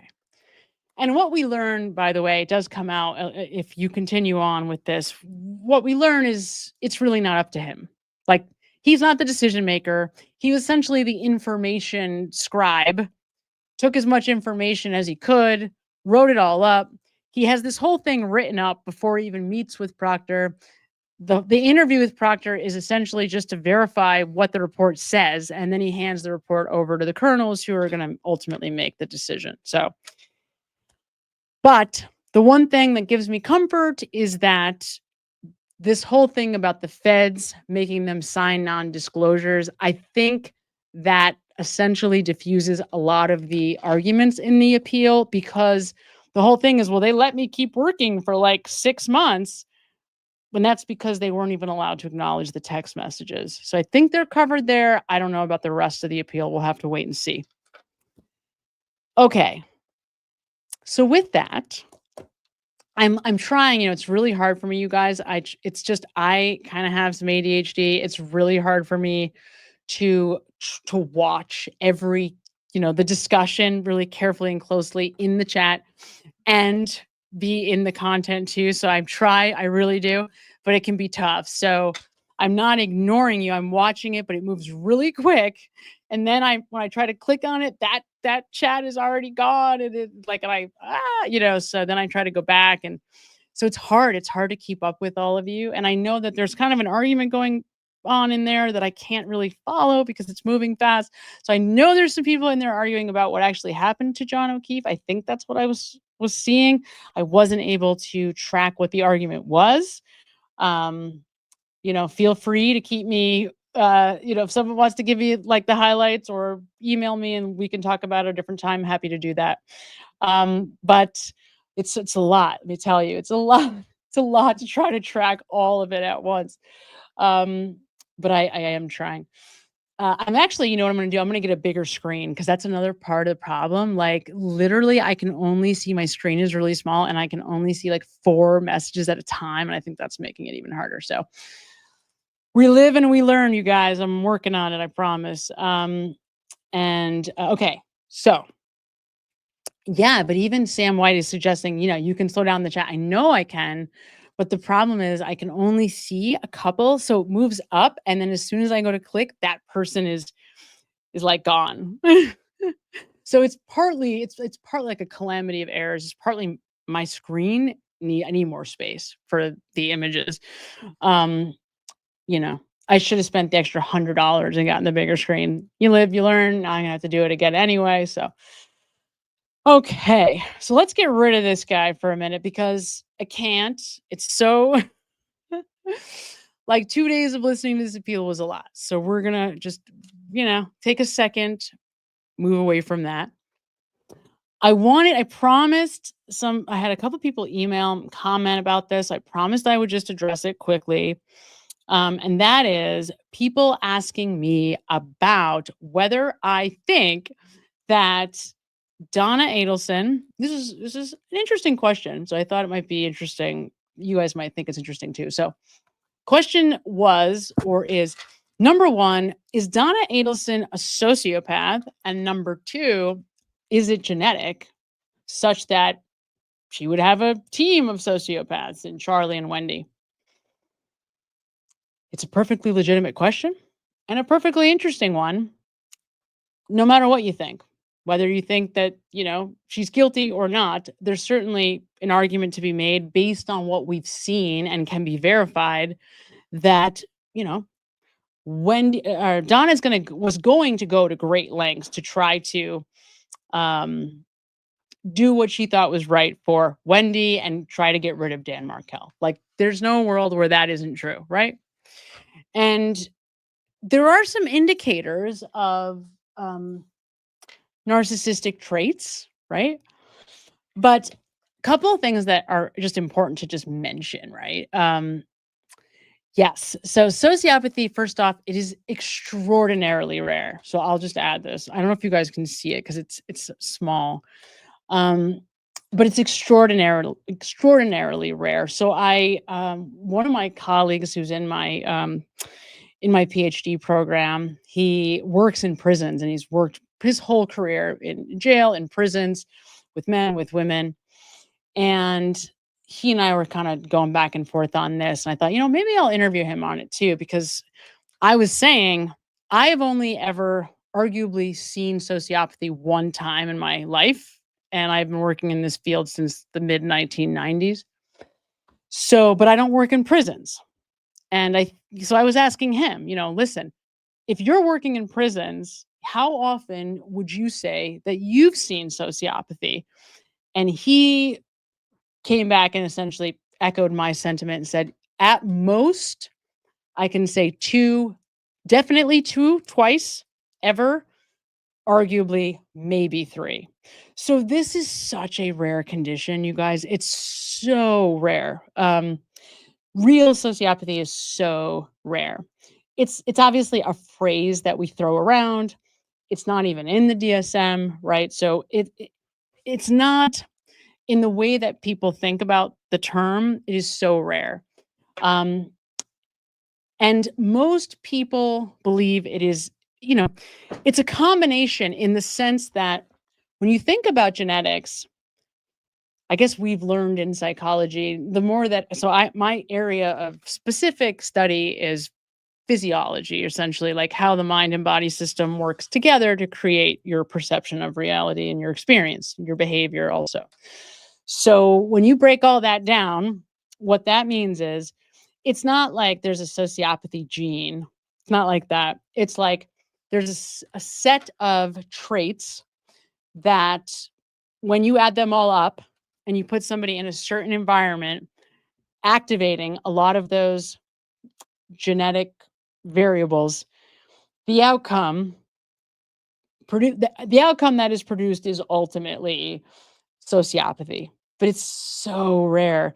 And in the one case that I have seen it, that person had also some brain damage. So it wasn't even like just how they were born, right? It was a person who had some brain damage. So it's extraordinarily rare. But Kohlberger, because I know most of us know who at least he is. So when you talk about sociopathy, what we're talking about, when someone's a sociopath, essentially it's an affective dysregulation problem. It means that affect is like emotion, but light. Like your emotions are actually on an affective scale. Like it's mood. Affect just means mood. And mood just means I feel good, I feel bad, I feel up, I feel down. I feel tired, I feel excited, right? People that have very limited emotional capacity are essentially limited to like, I feel good, I feel bad, I feel tired, I feel anxious. So one way, if you don't feel happiness or if you don't feel joy, then one way that you can find motivation is through intense experience. And that's what Kohlberger was all about, right? So he has an affect dysregulation problem. He doesn't have big affective range. So he was motivated by doing like crazy thrill seeking, and in this case, violence, right? But the guy doesn't feel. I mean, he's the first to tell you, right? So he is definitely, also you could argue there's some neurodivergence in his case. And neurodivergence is not something that we typically associate with sociopathy, but they are both affective problems or mood disorder, not mood disorders in the like depression, anxiety sense, but they're problems in the physiology of affect. Let me put it that way. Does that make sense? So, right. So, and those are just those. What I would say is that those are symptoms of both, but those are not their only defining features. So, for example, when we think about sociopathy, we think about lack of empathy, you think about impulsivity, you think about aggression, maybe resorting to violence. Usually you'll see some attention, issues, things of that nature. The thing about the Adelsons and the reason why we don't see it, I mean, I'll tell you the one thing that I keep coming back to with Donna Adelson specifically, if you haven't seen the calls, if you haven't seen the phone calls that these jailhouse calls with Charlie and Donna, these calls, I mean, Charlie just talks and talks and talks and talks and talks and talks and talks and talks and talks and talks and talks. It's insane. And Donna sits there and listens. It's wild. It's wild. It's incredible. That is not something that you're going to see with sociopathy, right? There's just not that type of emotional connection that you just don't feel. It's like other people, they're not emotion objects. They're not objects for connection. They're objects to kind of facilitate getting what you want. That's what other people serve in your life as a sociopath. Like they're a means to an end. And if they can give you and help you to get what you want, great. You'll be nice, you'll be kind, you'll be charming, you'll say and do anything that you have to. But there's no actual like emotion connection, like real deep connection with somebody. So the fact that Donna, will sit there and just so like, and she's listening. I mean, if you I've listened to these calls for hours, you guys. She is listening to him. It's not just that she's like, oh yeah, okay, honey. She's not just yesing him. She's with him every step of the way. It's wild. So that is not sociopathy. That is a lot of other things, but it is not like that is not what we're seeing with Donna. She's so blended. It's wild, you guys. It's wild. She's so blended that she does not see separation with who she is as a human being and her children. They are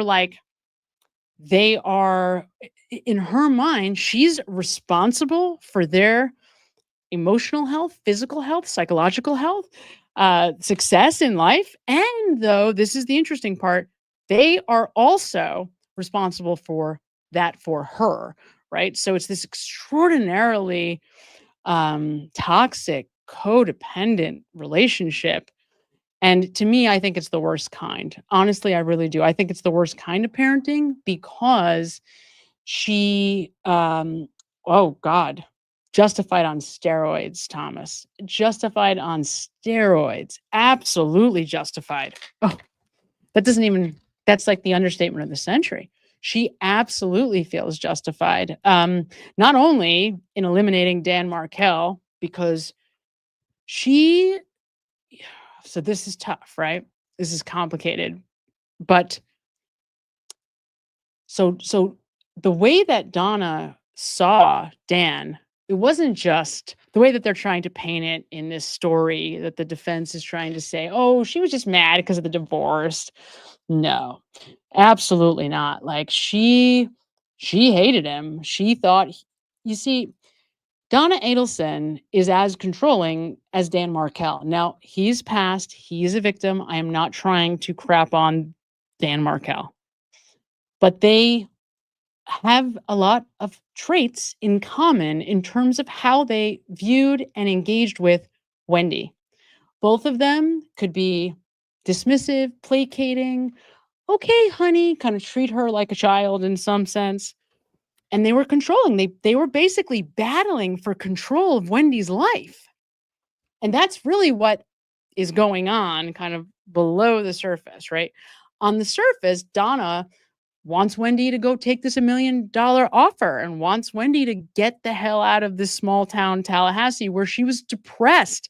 You know, there were people saying that Wendy was making herself physically sick because she was so miserable and depressed and miserable in her marriage, miserable in this small town that they had identified as the problem, quote unquote. So yes, all those things were true. And underneath all of that, it was really like a battle over Wendy. And Donna is very clear that she loves Wendy the most. That is my daughter, my child that I love the most. She is devastated. When I say Donna loses her mind when Wendy tries to put a boundary in place, it's wild. It's wild. As soon as Wendy says to mom, whoa, wait a minute. Like, you know, look, mom, I got to take care of my kids. I had nothing to do with this. I don't want any part of this. You know, like as soon as Charlie ended up getting, charged and not charged, convicted, as soon as the conviction of Charlie Adelson comes down, Wendy essentially starts going, oh, no. Because she sees the writing on the wall. Wendy is not a dum-dum. This is a smart woman, right? She sees the writing on the wall. She immediately tries to put distance between her and her mother. Her mother, by the way, who at that very moment is absconding, is talking about absconding on jailhouse calls to Vietnam with Charlie, who's just been convicted of first-degree murder. It's like Donna doesn't really get what's happening. She's in a fair amount of denial, and it kind of comes and goes in waves. She recognizes how bad it is, but it's Wendy putting up the boundary that's the moment where she just gets destroyed, where Donna just crumbles, right? Because Wendy is like, she loves her. She just loves her. It's wild. That's right. So who just said that? I saw somebody, I got to try to find, here it is. That's right. So Jermaine says, Wendy said, talk to my lawyer. That's exactly right. And the parents find out, right, as you probably know, the parents find out that Wendy kept saying, talk to my lawyer, or have your lawyer talk to my lawyer. And the parents find out, I think it's Harvey that finds out that's not true. That, because Wendy tries to say, my lawyer told me that I shouldn't be talking to you about this case directly. And Wendy keeps saying, I shouldn't be talking to you about the case. And Donna says, what do you mean? I don't want to talk about the case. This isn't about the case, right? This is just about the boys and whatever. It's about this. And what do you mean? It's business. I have business that I want to talk to you about, meaning I want to talk to you about going to Vietnam and about, the legalities of absconding to another country and whether or not, that country is going to bring me back if I get charged with first-degree murder, right? So, and because Wendy's an immigration attorney, Donna's big idea is, well, I'll hire Wendy. If I hire Wendy, if I give her $1, then she can give me the business advice about, right, extradition treaties or whatever with other countries. So for Donna, she just doesn't get it because she just doesn't see boundaries. Like, these are her children. She's allowed to be completely and totally enmeshed in their lives with their best interest at heart, whether they like it or don't. That's the bottom line. So when you start really looking, it's tough, but when you start really carefully examining the words, the behavior, every little detail of how crazy and obsessed Donna was becoming, she was also scared of Dan. Not scared, like that he was going to hurt Wendy, but scared that, he was going to hold her back. And if you look at Donna Adelson, worse than anything else in her mind is the possibility of one of her children not being able to reach their potential. And that's so crazy. But she's like that degree of superficial and success focused. Like, this woman goes on Wheel of Fortune and calls herself a domestic coordinator. Now, I really want you to think about how much time and effort it took for her to come up with that statement, right? Because she knew Pat Sajak is going to turn to her and say, okay, Donna, tell me about yourself, just like he does. How many hours do you think she sat there thinking, well, how am I going to tell him that I'm a homemaker?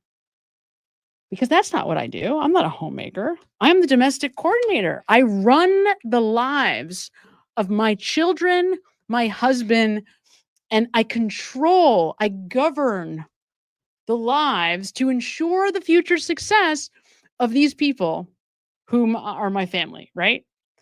Oh, it's crazy. She's nuts. Donna's nuts. Sociopathy? No. She's not sociopathic. But man, she is codependent on a level I've never seen. And when Wendy uses the term emotional subterfuge, that was like the greatest moment for me because it's exactly what it's like to have a parent who's like this. They use guilt to try to get you to do what they want. Okay, well, no, that's fine. All I've done for you. No, don't worry about me. I'll be fine. I'm just your mother, all the times that you've needed me to do something for you. No. Don't worry about me. I'll be fine. It's the worst. To me, it's the worst kind of parenting or grandparenting. It's the worst thing you could do to a child is use guilt to try to get them to do what you want. That is like when I brought my daughter into the world, there was one oath I took. Well, there was a couple, but one of them was, in addition to keeping you safe and other things that I thought were important, one of them was, I will never use guilt to try to drive your behavior. I will never guilt you to do something on my behalf, ever. Because my job is not for you to do what I want. My job is to love and support you because of the person that you want to be, right? To support, guide, right? Contain, love, but not control and not manipulate emotionally. Because to me, there's nothing that feels worse for a child. So she's a sick puppy. I mean, that's, Donna Adelson is a sick woman. She's not a sociopath, but she is a sick woman without a doubt. And I would love, I mean, I don't know if any of you know more about her childhood, her upbringing, her family. That would be really interesting. It just dawned on me right now that that would be something to look a lot more closely at. I have some theories about, I mean, just guesses really about what it might look like, but that would be interesting to take a closer look at. So, okay. Let's see.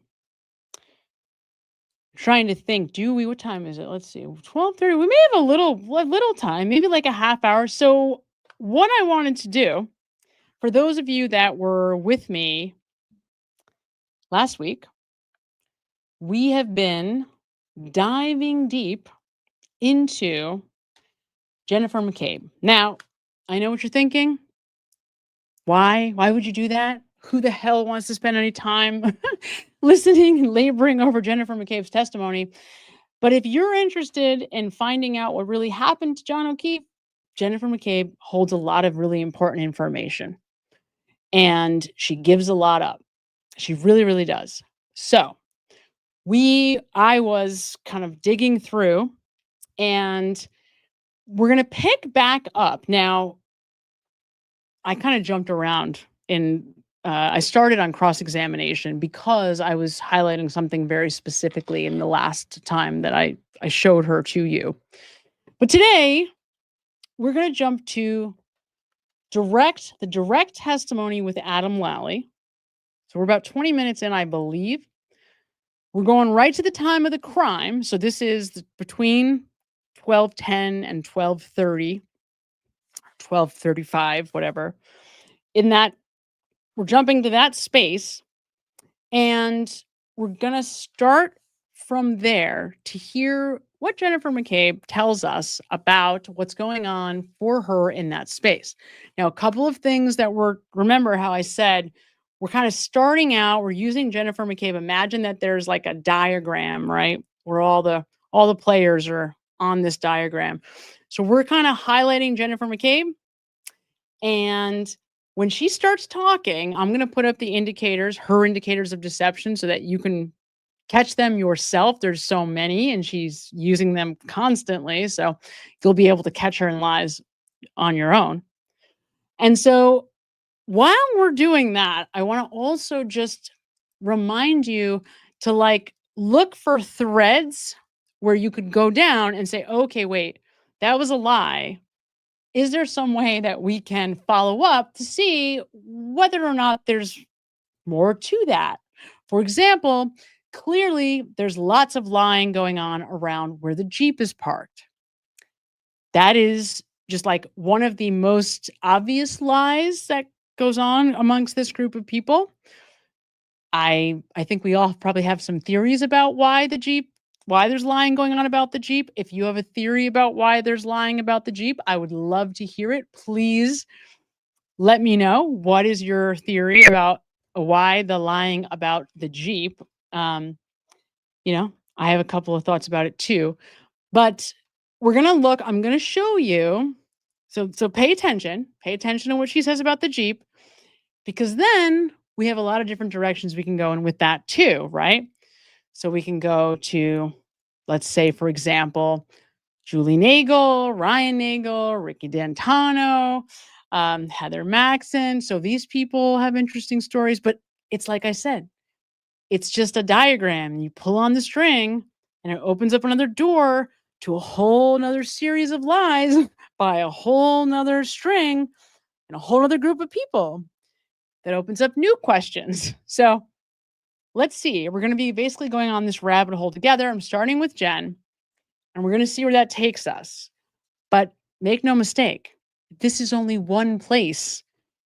This very testimony that we're about to watch, there's probably 6 different opportunities to just take what we're seeing and kind of go into different directions with it to uncover lies, or ultimately to try to get at what is the purpose of the lie to get at the truth.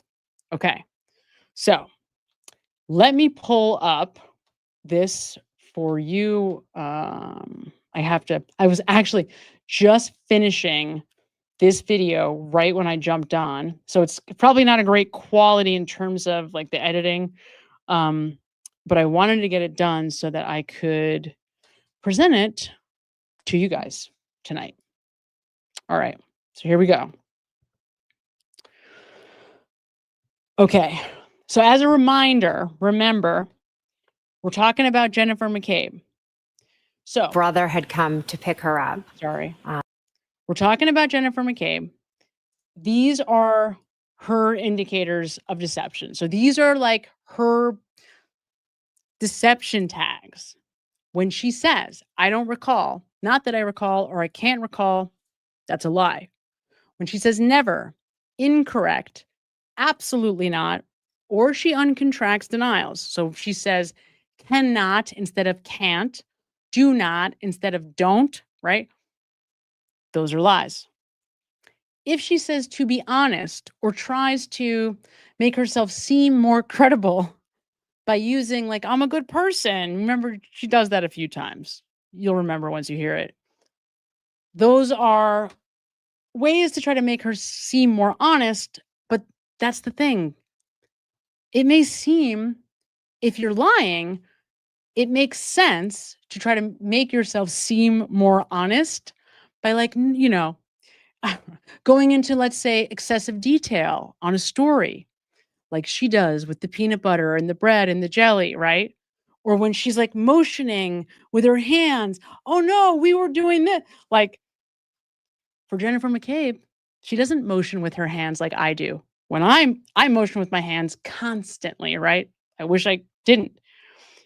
But when she does it, she's lying. And that's the only time she does it. It's when she's lying. So there's a lot of opportunities to catch her in lies. Then the question is, why the hell is she lying about this? Why are you lying about peanut butter? Or why are you lying about not knowing? For example, there's a lie in here about where she says she doesn't know where the two girls, Sarah and Sarah Levenson and Julie Nagel, she doesn't know where they were positioned in the car on the way home. Why lie about that? Right? I mean, you're just going to lie about that because in case one of them says something different than you don't look bad? I mean, like, why lie about that? So anyway, we're going to get started. We're going to jump back in, different part of her testimony. So listen for these indications and see what you think. And we're not going to do this for long. You know, it's getting a little later, but it's worth checking out. Because with this woman, it never ends, you guys. It never ends. All she does is bullshit. All she does is lie. It's wild. Like, it's crazy. Okay, here we go. I'm going to make this bigger so I can see you guys.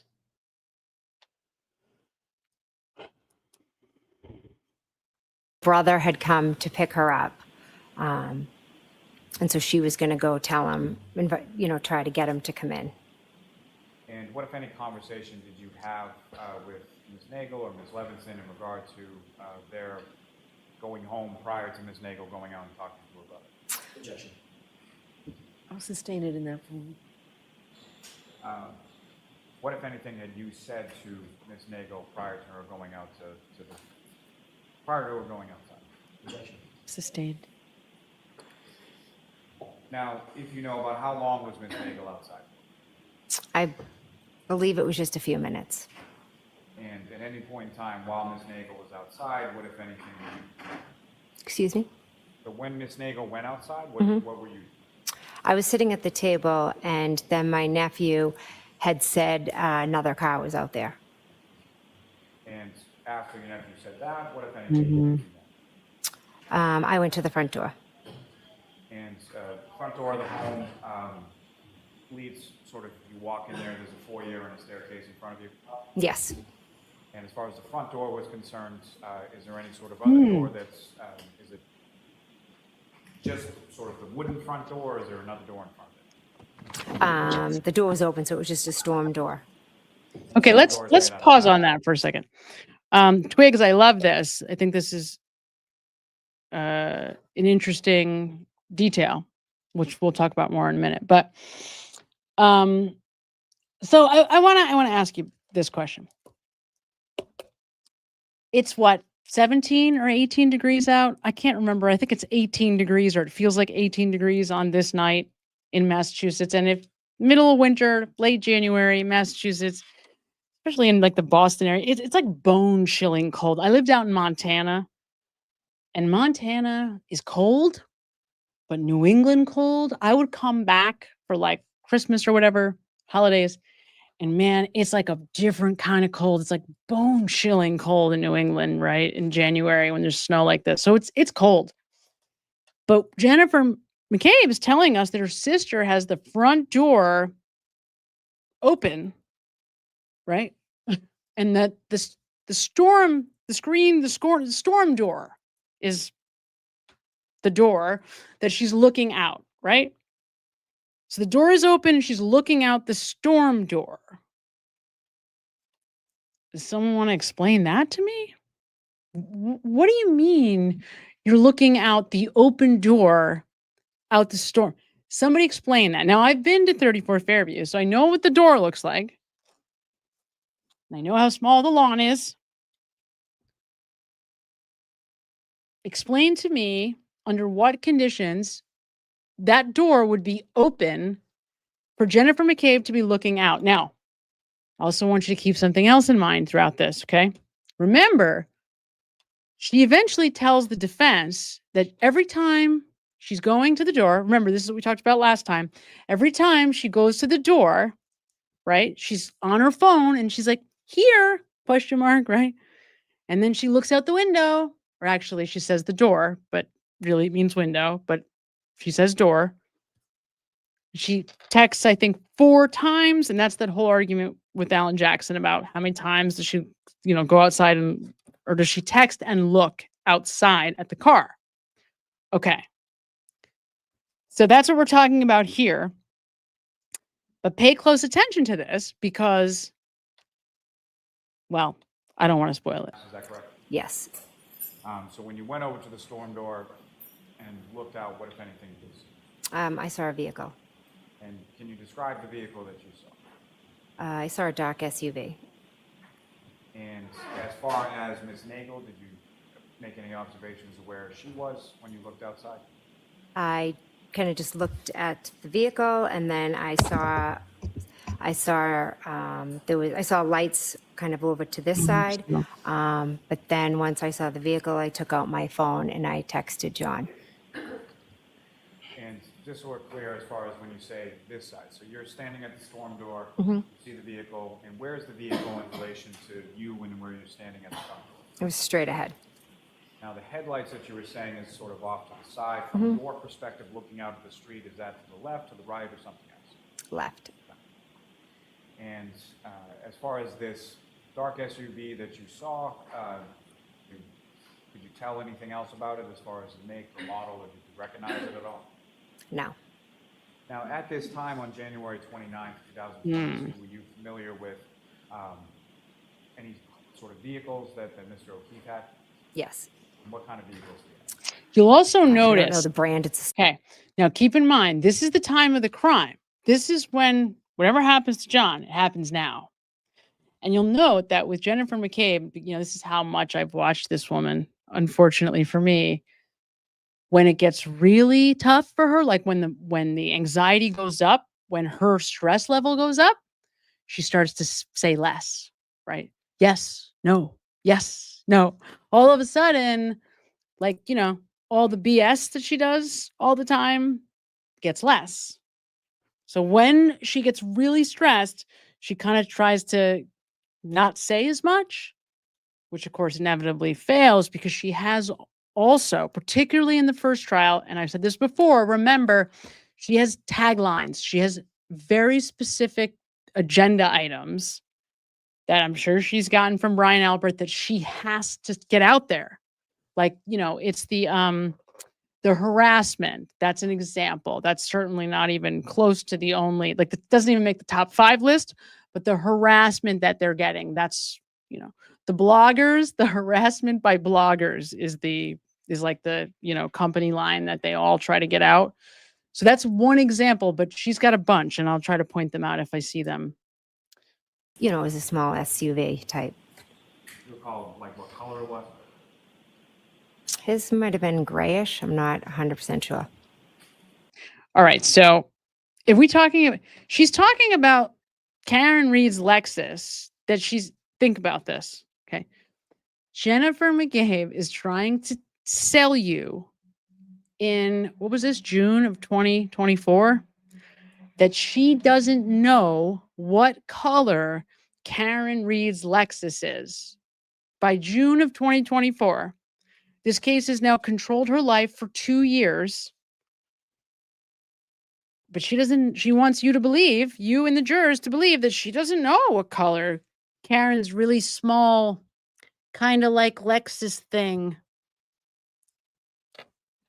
Like, serious, this woman is serious. This is a serious person.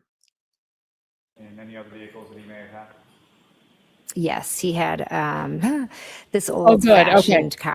So I'm glad now we're shifting to talking about John's cars, because this, by the way, when people ask me, why do I think that she has a crush on John?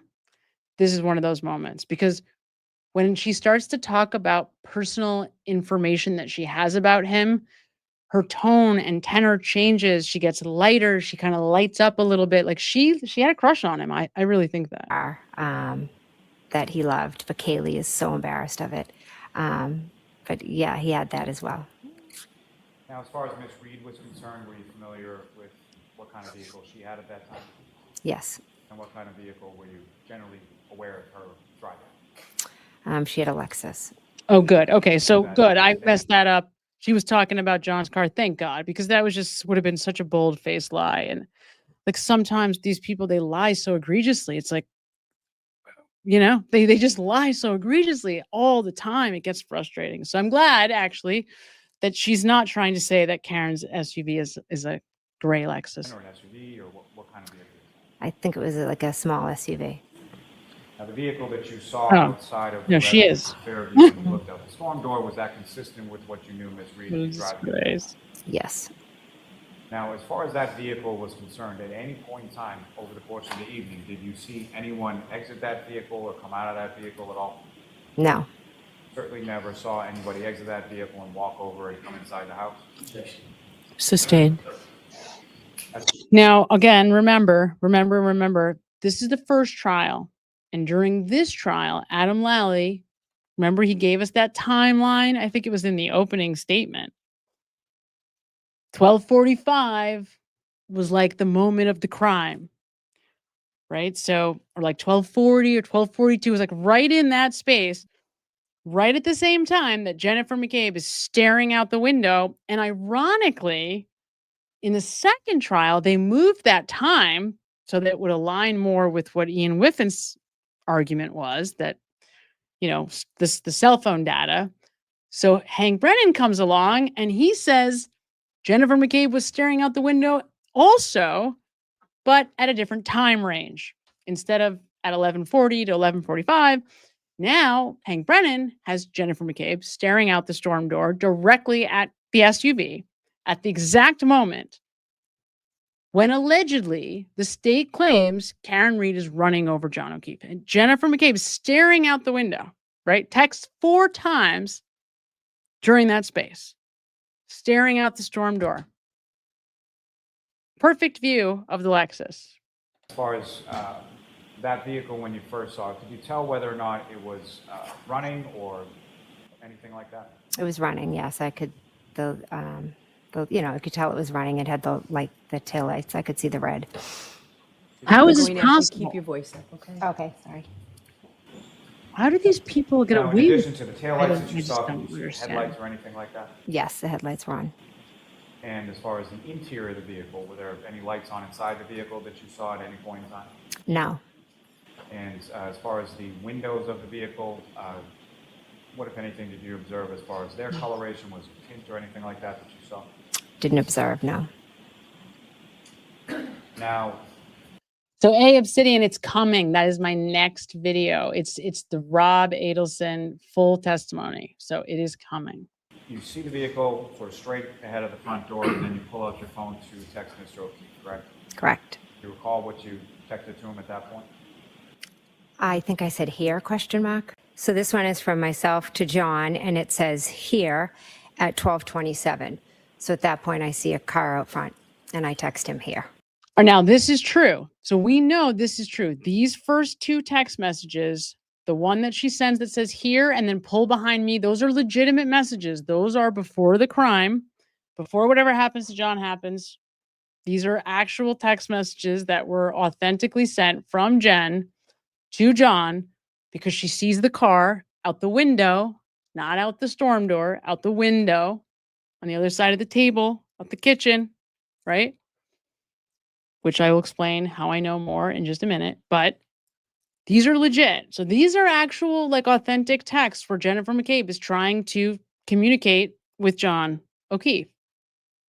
However, she also clarifies, unbeknownst to her, that, or indirectly, I guess, unintentionally, she lets it slip that these second set of text messages where she's like, you know, where'd you go? I guess you guys aren't coming in. Like these, like, they have a different tone, and these are the alibi texts. So that second set are after whatever happens has happened. You testified to as far as looking out the front storm door, seeing a car, and then you sent the text. That's the text. Correct. And Ms. Gilman, if you could scroll down to that. And to be clear, and to those of you that are, you know, in the chat, sort of talking about what you think happened to John, this screwed me up a little bit, because if those last three texts that she's sending, you know, those are happening at the same time as she's frantically trying to call his cell phone, which lots of people think is because they couldn't find the phone and they were trying to look for it, right? And of course, she deletes those calls later before she turns her phone in. But it means that Jennifer McCabe knows what happens to John within like 8 minutes from this message, pull behind me. Right? Now, that really sort of shifts things, right, in our thinking, because if Jennifer McCabe knows what happens to him, does that mean everybody in that kitchen knows what happens? Everybody sees what happens to John? The entire group witnesses the whole thing? Because how else does Jennifer McCabe respond within minutes of whatever happens is happening, right? Because up till now, a lot of people have suggested that he was outside. Some people have said, okay, Brian Higgins is waiting for him and he grabs him right away. Other people have said, well, John is peeing by the garage. The dog senses him. The dog attacks. Then Colin beats him up because he's trying to get the dog out, whatever. Colin gets involved because he's trying to fight the dog and he thinks he's going to hurt the dog, whatever. But in those cases, other people have said he's in the basement. Somehow he gets into the house quickly. Many people don't see him and he goes right into the basement. But in all those cases, there's an assumption that the people in this house, the vast majority, don't know that John O'Keefe is in the house. But if Jennifer McCabe, within minutes of this text, pull behind me, if she is responding in real time after the fact to try to basically set an alibi that John never comes in the house within minutes of the incident happening, I would love to know how you could rationalize that the rest of the group sitting at that table also doesn't know what happened. So I hope, please, if you have a theory, I want to know what it is, because I don't know that I am able to separate her anymore from everybody else knowing. Ma'am, similar, if you could just, who sent it, what's the content, and what is the time? I sent to John, pull behind me at 12:31. Totally. And what were you referring to when you said pull behind? So at this Absolutely. point, the Leslie, car had absolutely. moved from the prior Me spot too. where I originally saw it. So I thought, what is he doing? Why don't they just pull behind me in the, in the driveway?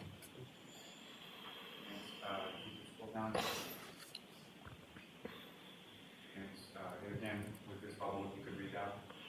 From me to John saying hello, See, and it was here's at the hello. 12:40. And at this point in time, as far as All right. So at this point in time, there's a lot of different ways across multiple testimonies across both trials that Jennifer McCabe gives away that this second set of text messages is completely different in her mind from the first two. The first two are genuine. They are what they are. She's very clear about that. This last group, she tries to distance herself from. She's very non-committal about it. It's like hot potato. Nope, I don't know. I don't know where I was. I don't know what I was doing. I don't know. Okay, yeah. You're right. Oh, did I say that? Okay, yeah, that's what I said. Like she's completely behaves in a completely different way with the second set of texts as opposed to the first set. That's so important. Let me ask it this way. When you're sending these text messages over these periodic time periods, what, if anything, are you doing sort of in between?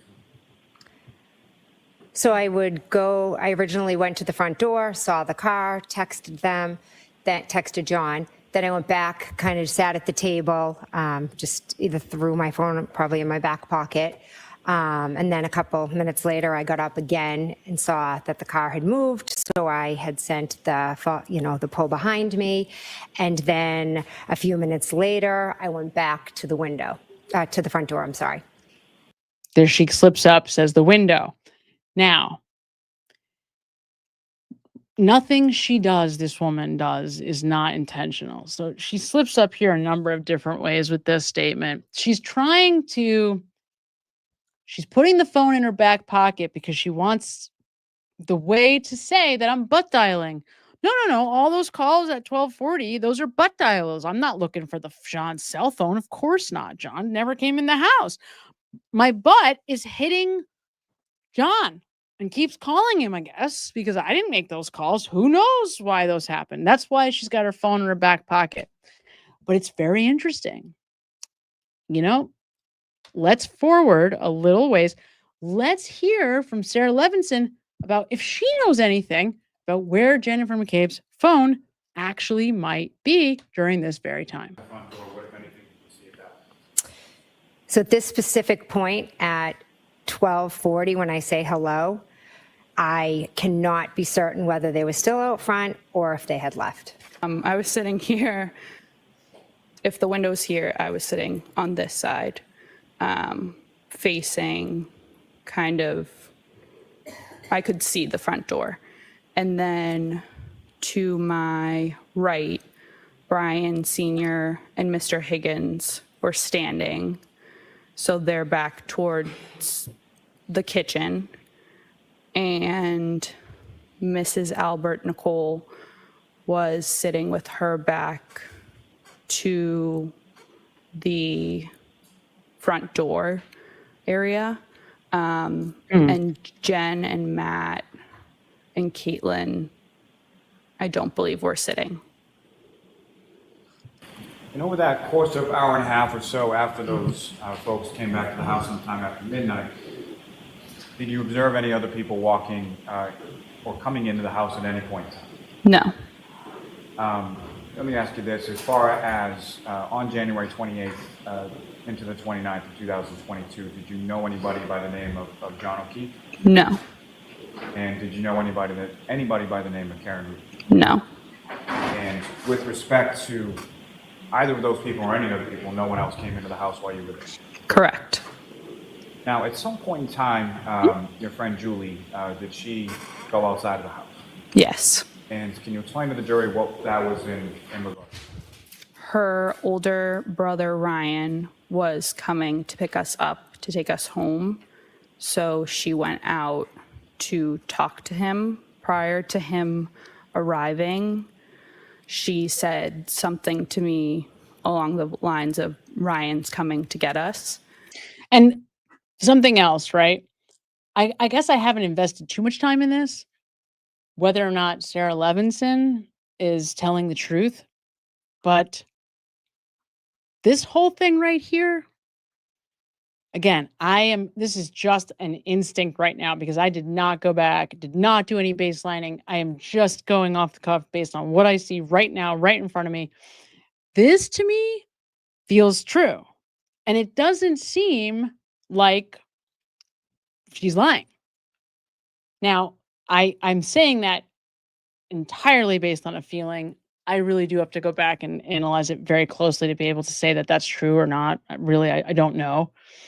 But this is where I get confused because it's hard for me to see this woman being able to get up on the stand and just bold-faced lie with no consequence. This kind of person, this kind of lying for somebody like Sarah Levenson is like life-destroying, right? Like the anxiety, the depression, the constant, just that kind of having something like this on your conscience for a person like this. I mean, I just don't see how you get away with that without very serious psychological consequences. That's the problem. That's why it's so hard for me to believe that this woman witnessed any kind of death of a police officer and is just like, going about her life while perjuring herself repeatedly in front of the world. That's why I'm having such a hard time with the fact that everybody in the house would have witnessed this. Which Jen Mccabe said. Sustain. Question. And so, in relation to when the folks arrived back from wherever they were coming from to 34 Fairview, when was this that you had this conversation with Julie about her brother coming to you guys? Around 12:30, give or take. And at some point, did Julie go outside the house? Yes. And did you have any occasion to look outside at any point when she was out there? No. And about how long period of time was Julie outside the house? No longer than 5 minutes. Her phone was plugged in behind me, charging. She was checking it periodically. And again, if you could remind the jury sort of what was it that was behind you as far as where was you going? So where I was sitting behind me was a wall. And then behind that wall would be the family room. And so I guess what I'm asking Okay, was so something. let's pause here. So Sarah Levenson is clear that Jennifer McCabe's phone is charging plugged into the wall next to her. So while at the exact time that Jen has herself, on her phone, putting her phone in her pocket, getting up, going to this storm door, which is open, even though it's 18 degrees out. I'm not really sure, right? Like, it doesn't make any sense at all, but fine. Sarah Levenson's like, no, her phone was right next to me on the floor, like just on the ground. So guess it wasn't in her pocket with her at the door? Because she's saying, she kept going back to it, looking at the phone.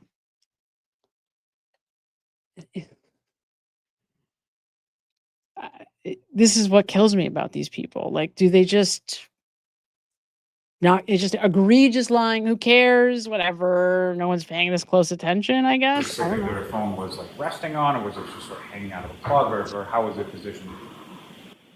I think it was just resting on the floor. And with reference to her phone, was that something that Ms. McCabe came over and looked at any point in time while it was charging? Yes. And how many times did you? I'm not sure, to be exact. Let me ask you this: was it once, or more than once, or something else? More than once, I would say. And without any reference to anything that was said, was there some conversation that you had with Ms. McCabe during the time Yep. that she would come over and check or look at the phone. Yes, that's right, Clay's godmother. From Buffalo. Correct. Yep. Or there's a few times where, wait, no. Yeah, she's lying. Almost always. It's true. It's horrible. Really bad. Myself, no. In general, I remember her saying someone was coming. And that someone that she indicated was coming, again, no one ever actually came into the house or was around the house that you were aware of, correct? Correct.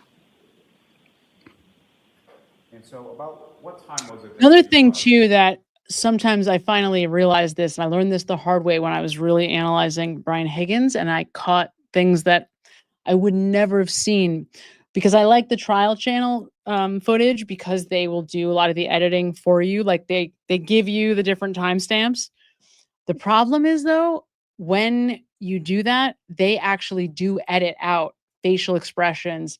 Just like just now in this cut, there was a facial expression edit that I think would have been important to watch. So if I'm going to go back and analyze Sarah Levenson, I have to go back to the original footage.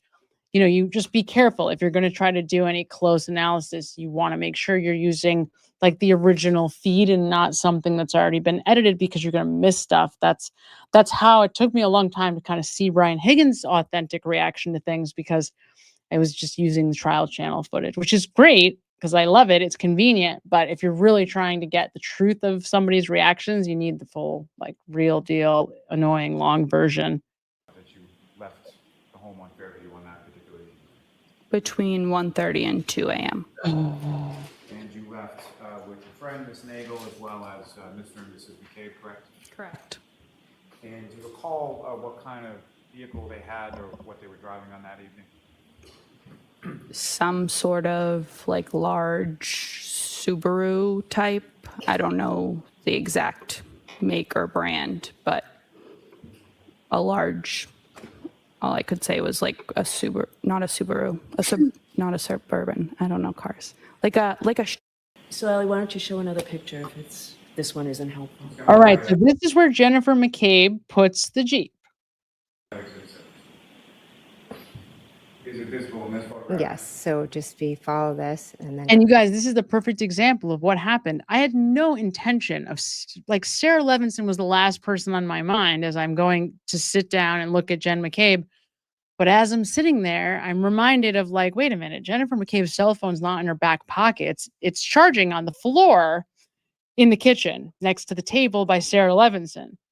So that sort of led me down that little rabbit hole. Now, had I had more time, I probably could have gone even further down that rabbit hole into Julie Nagel and all this other stuff. But that's kind of what happens here when you're trying to figure out the authenticity of what's going on, right? Because it just never ends. I'm straight. And lastly, now, Mr. McCabe testified that at another point you come to the front door and you observe the vehicle in a different spot, correct? Correct. If you could, again, using the laser pointer, just for your attention. All right, so this is where she has Karen Reed's vehicle, right? Let's go back here because remember, she also places the Jeep in front of the mailbox. The Jeep with the large plow is in front of the mailbox, not blocking the driveway, according to Jennifer McCabe. And lastly, and at the same time, the big Jeep, right, which has to be what, like, how, this is tough. It's tough to do with this kind of a photo, but hard for me to imagine that Karen Reed's Lexus takes up this little space right here that Jen's pointing to in front of the house, right? It's just like absurdity of this. Now, Mr. McCabe testified that at another point you come to the front door and you observe the vehicle in a different Anthony spot, from correct? Ohio, Correct. why do you If think you could, that? again, using the laser pointer, just for your attention to where in this photograph, if at all, you observe where the vehicle was a second.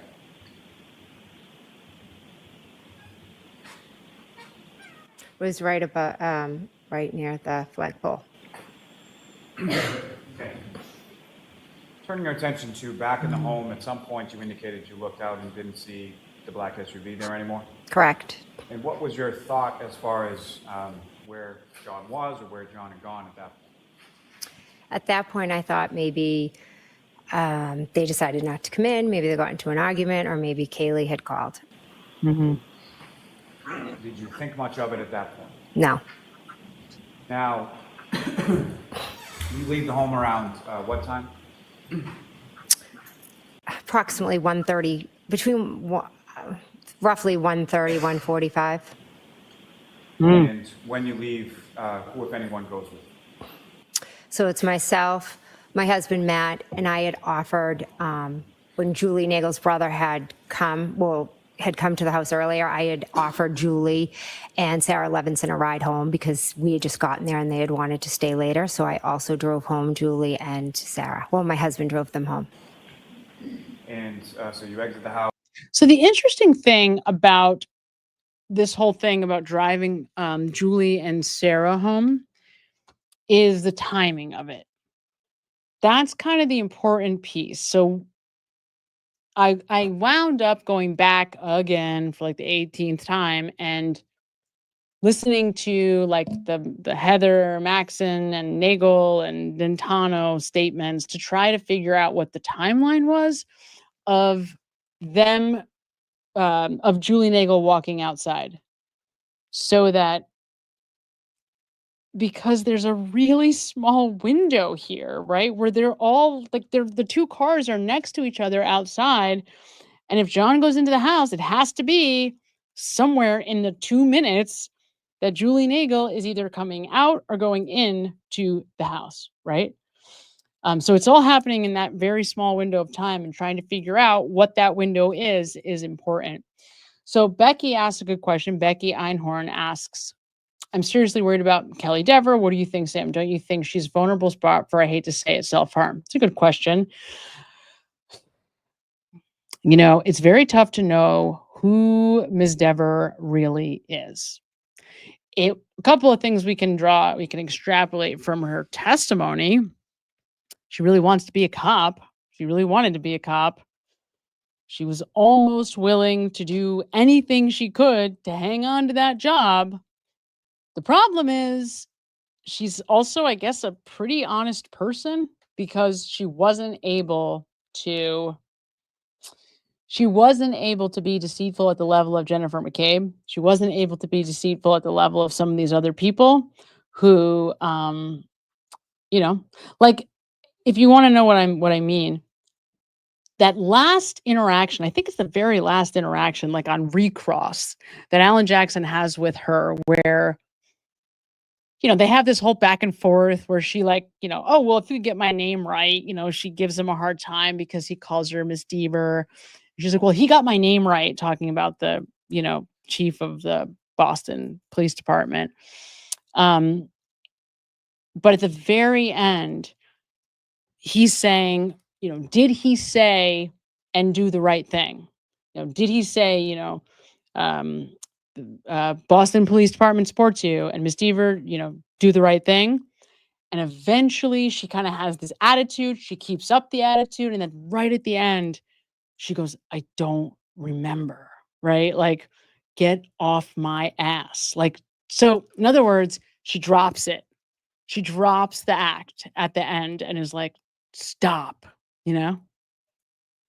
That sunk the ship for Ms. Dever right there. In a lot of different ways, right? Like, not because, the Boston PD is so smart, they saw through her, nothing like that.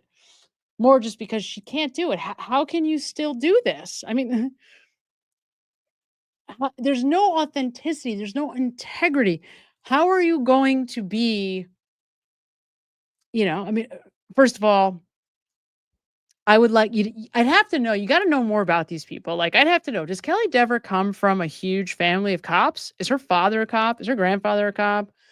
Are the people in her life active military? Like, if dad is a cop, or if dad is like a retired colonel, or dad was like a Marine sergeant or something, then she's going to have a very hard time with what just happened. Very, very, very hard time. Like very, very, very. And I wouldn't be surprised if that's the kind of family she comes from, because God help her. Why would you want to do this to yourself? Why does anyone in that position, she's an attractive girl, could probably do anything she wants. Why in God's name are you working for the Canton Police Department? Why do you want to be a Boston police officer unless, there is some greater draw, some tie that predates just waking up and going, you know what? I want to be a cop today. That sounds like a good idea, because the BS that this poor girl has had to endure to be in that position. Look at the guys that she has to be around just at the Canton PD. Just think about who was working at the Canton Police Department in 2022. Is that the group of guys you want to be around all the time? I mean, think about the guys that are in and out. Proctor had like his, office, like whatever conference room that he's using all the time. I mean, it's just like, this is the group of people she wants to be around. So I think a lot of how she is going to respond specifically, like what happens next for Miss Dever, entirely depends on like what was her incentive to begin with. Because the truth is, this is probably the greatest thing that's ever happened to her. I know that's a terrible thing to say, but like, you're free. Go do something else. My God, leave all this garbage behind. How oppressive would it be to work for an organization that is like hanging shit over your head all the time, where you got to worry about hazing from your colleagues because you're not, you didn't keep the blue wall. You didn't stay, you didn't keep to the company lines. You went to the feds. You said too much to the feds. I mean, it's like, are you serious? This is what you want to do every day? You want to put your life on the line for this kind of asshole, for these kinds of guys that are going to mistreat you because you told the truth to the feds? I mean, because I'm guessing that's why she had to step away. My guess is she had to step away because of the hazing that she could be enduring from people from all sides. God only knows, right? Could be from other Boston cops, could be from local cops, could be from, who knows? Who knows what she's interfacing, right? Could be from just, maybe she's working patrol and from people that she pulls over on the highway. I don't know. But it's a tough job. And after everything this woman's been through, resignation was the right call. So it depends. Depends on her circumstances. How much did you want to be a cop? Because it could be the greatest thing that ever happened to her. It could also be, a reason to hurt yourself, certainly. So we just don't know enough about her. I think that would be I would want to know more about Ms. Dever personally. Where does she come from? Does she have 3 brothers? Is this another one of these like long list of Irish Boston families where everybody's and their grandfather's a firefighter and a cop? Then we're in trouble. And you're in big trouble. Oh, right. I mean, and maybe that's just an important point to mention here as I get ready to kind of send off. This is a cultural problem in truth that's probably much bigger than like one entity or like cops or like the Boston cops or like even the MSP, right? Like maybe what we're talking about is a much bigger problem in a cultural sense. Like just the amount of alcohol that this community consumes without even blinking an eye. I've said it before, I'll say it again. Very first thought I had when I first learned about all of this, my first thought was, you know what? This is all alcohol's fault. If there's no alcohol in the world, none of this goes down. None of it. There's no texting with Brian Higgins. There's probably not even fighting with Karen and John that day. Not that was necessarily, important to the outcome, but, it's just everything would have been different for this entire group of people, soup to nuts. None of this shit goes down without alcohol. Probably Nicole and Brian Albert aren't getting a divorce without alcohol. So it's tragic. It's sad. It's really sad. It's sad. That's the emotion that is the most dominant when I think about this whole story is sadness. It is a sad, horrible, tragic sequence of events. Just in all these people, I mean, you do not get yourself involved in this kind of thing and just like walk away like unscathed. Like that's not how life works. You cannot be an honest person, who moves through life with authenticity and integrity, and also try to know what happened to an active duty Boston police officer, and then try to frame his girlfriend for his murder. No, you can't do that. That doesn't just like, oh, yep, nope.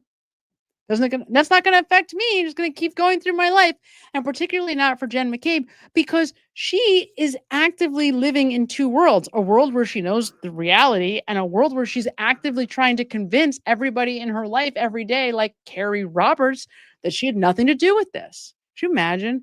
You know how unhealthy that is, especially for someone who has this kind of degenerative neurological medical problem already?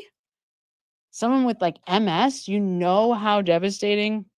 I can't even begin to tell you. But anyway, that's for another day. It's horrible. It's horrible. It's horrible. This whole thing is horrible. But again, if anybody wants to have an intelligent, honest discussion, if you believe that Karen Reed is guilty and you can have a discussion without getting personal, let me know. Or if you know somebody who you think could, let me know, email me, and we can have a debate, because I would love to hear it. I just want to know what the argument is. Like, even if you don't agree and you just want to be like a representative, somebody who knows the other side of the argument and like can speak to it easily, please let me know, because I don't understand it. I just want to know. And again, I'm not talking about like the family. I understand what the O'Keefe family believes. I'm talking about just like the average person who believes that Karen Reed is guilty.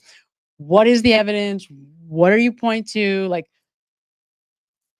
what is the evidence that supports that? So if you know somebody, let me know.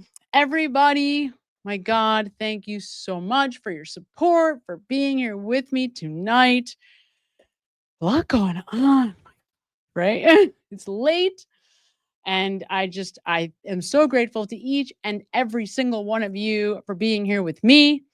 I'm getting a bigger screen. This way I can see more of you and I can engage with more of you while we're actively, doing everything else. Everybody enjoy the rest of your night.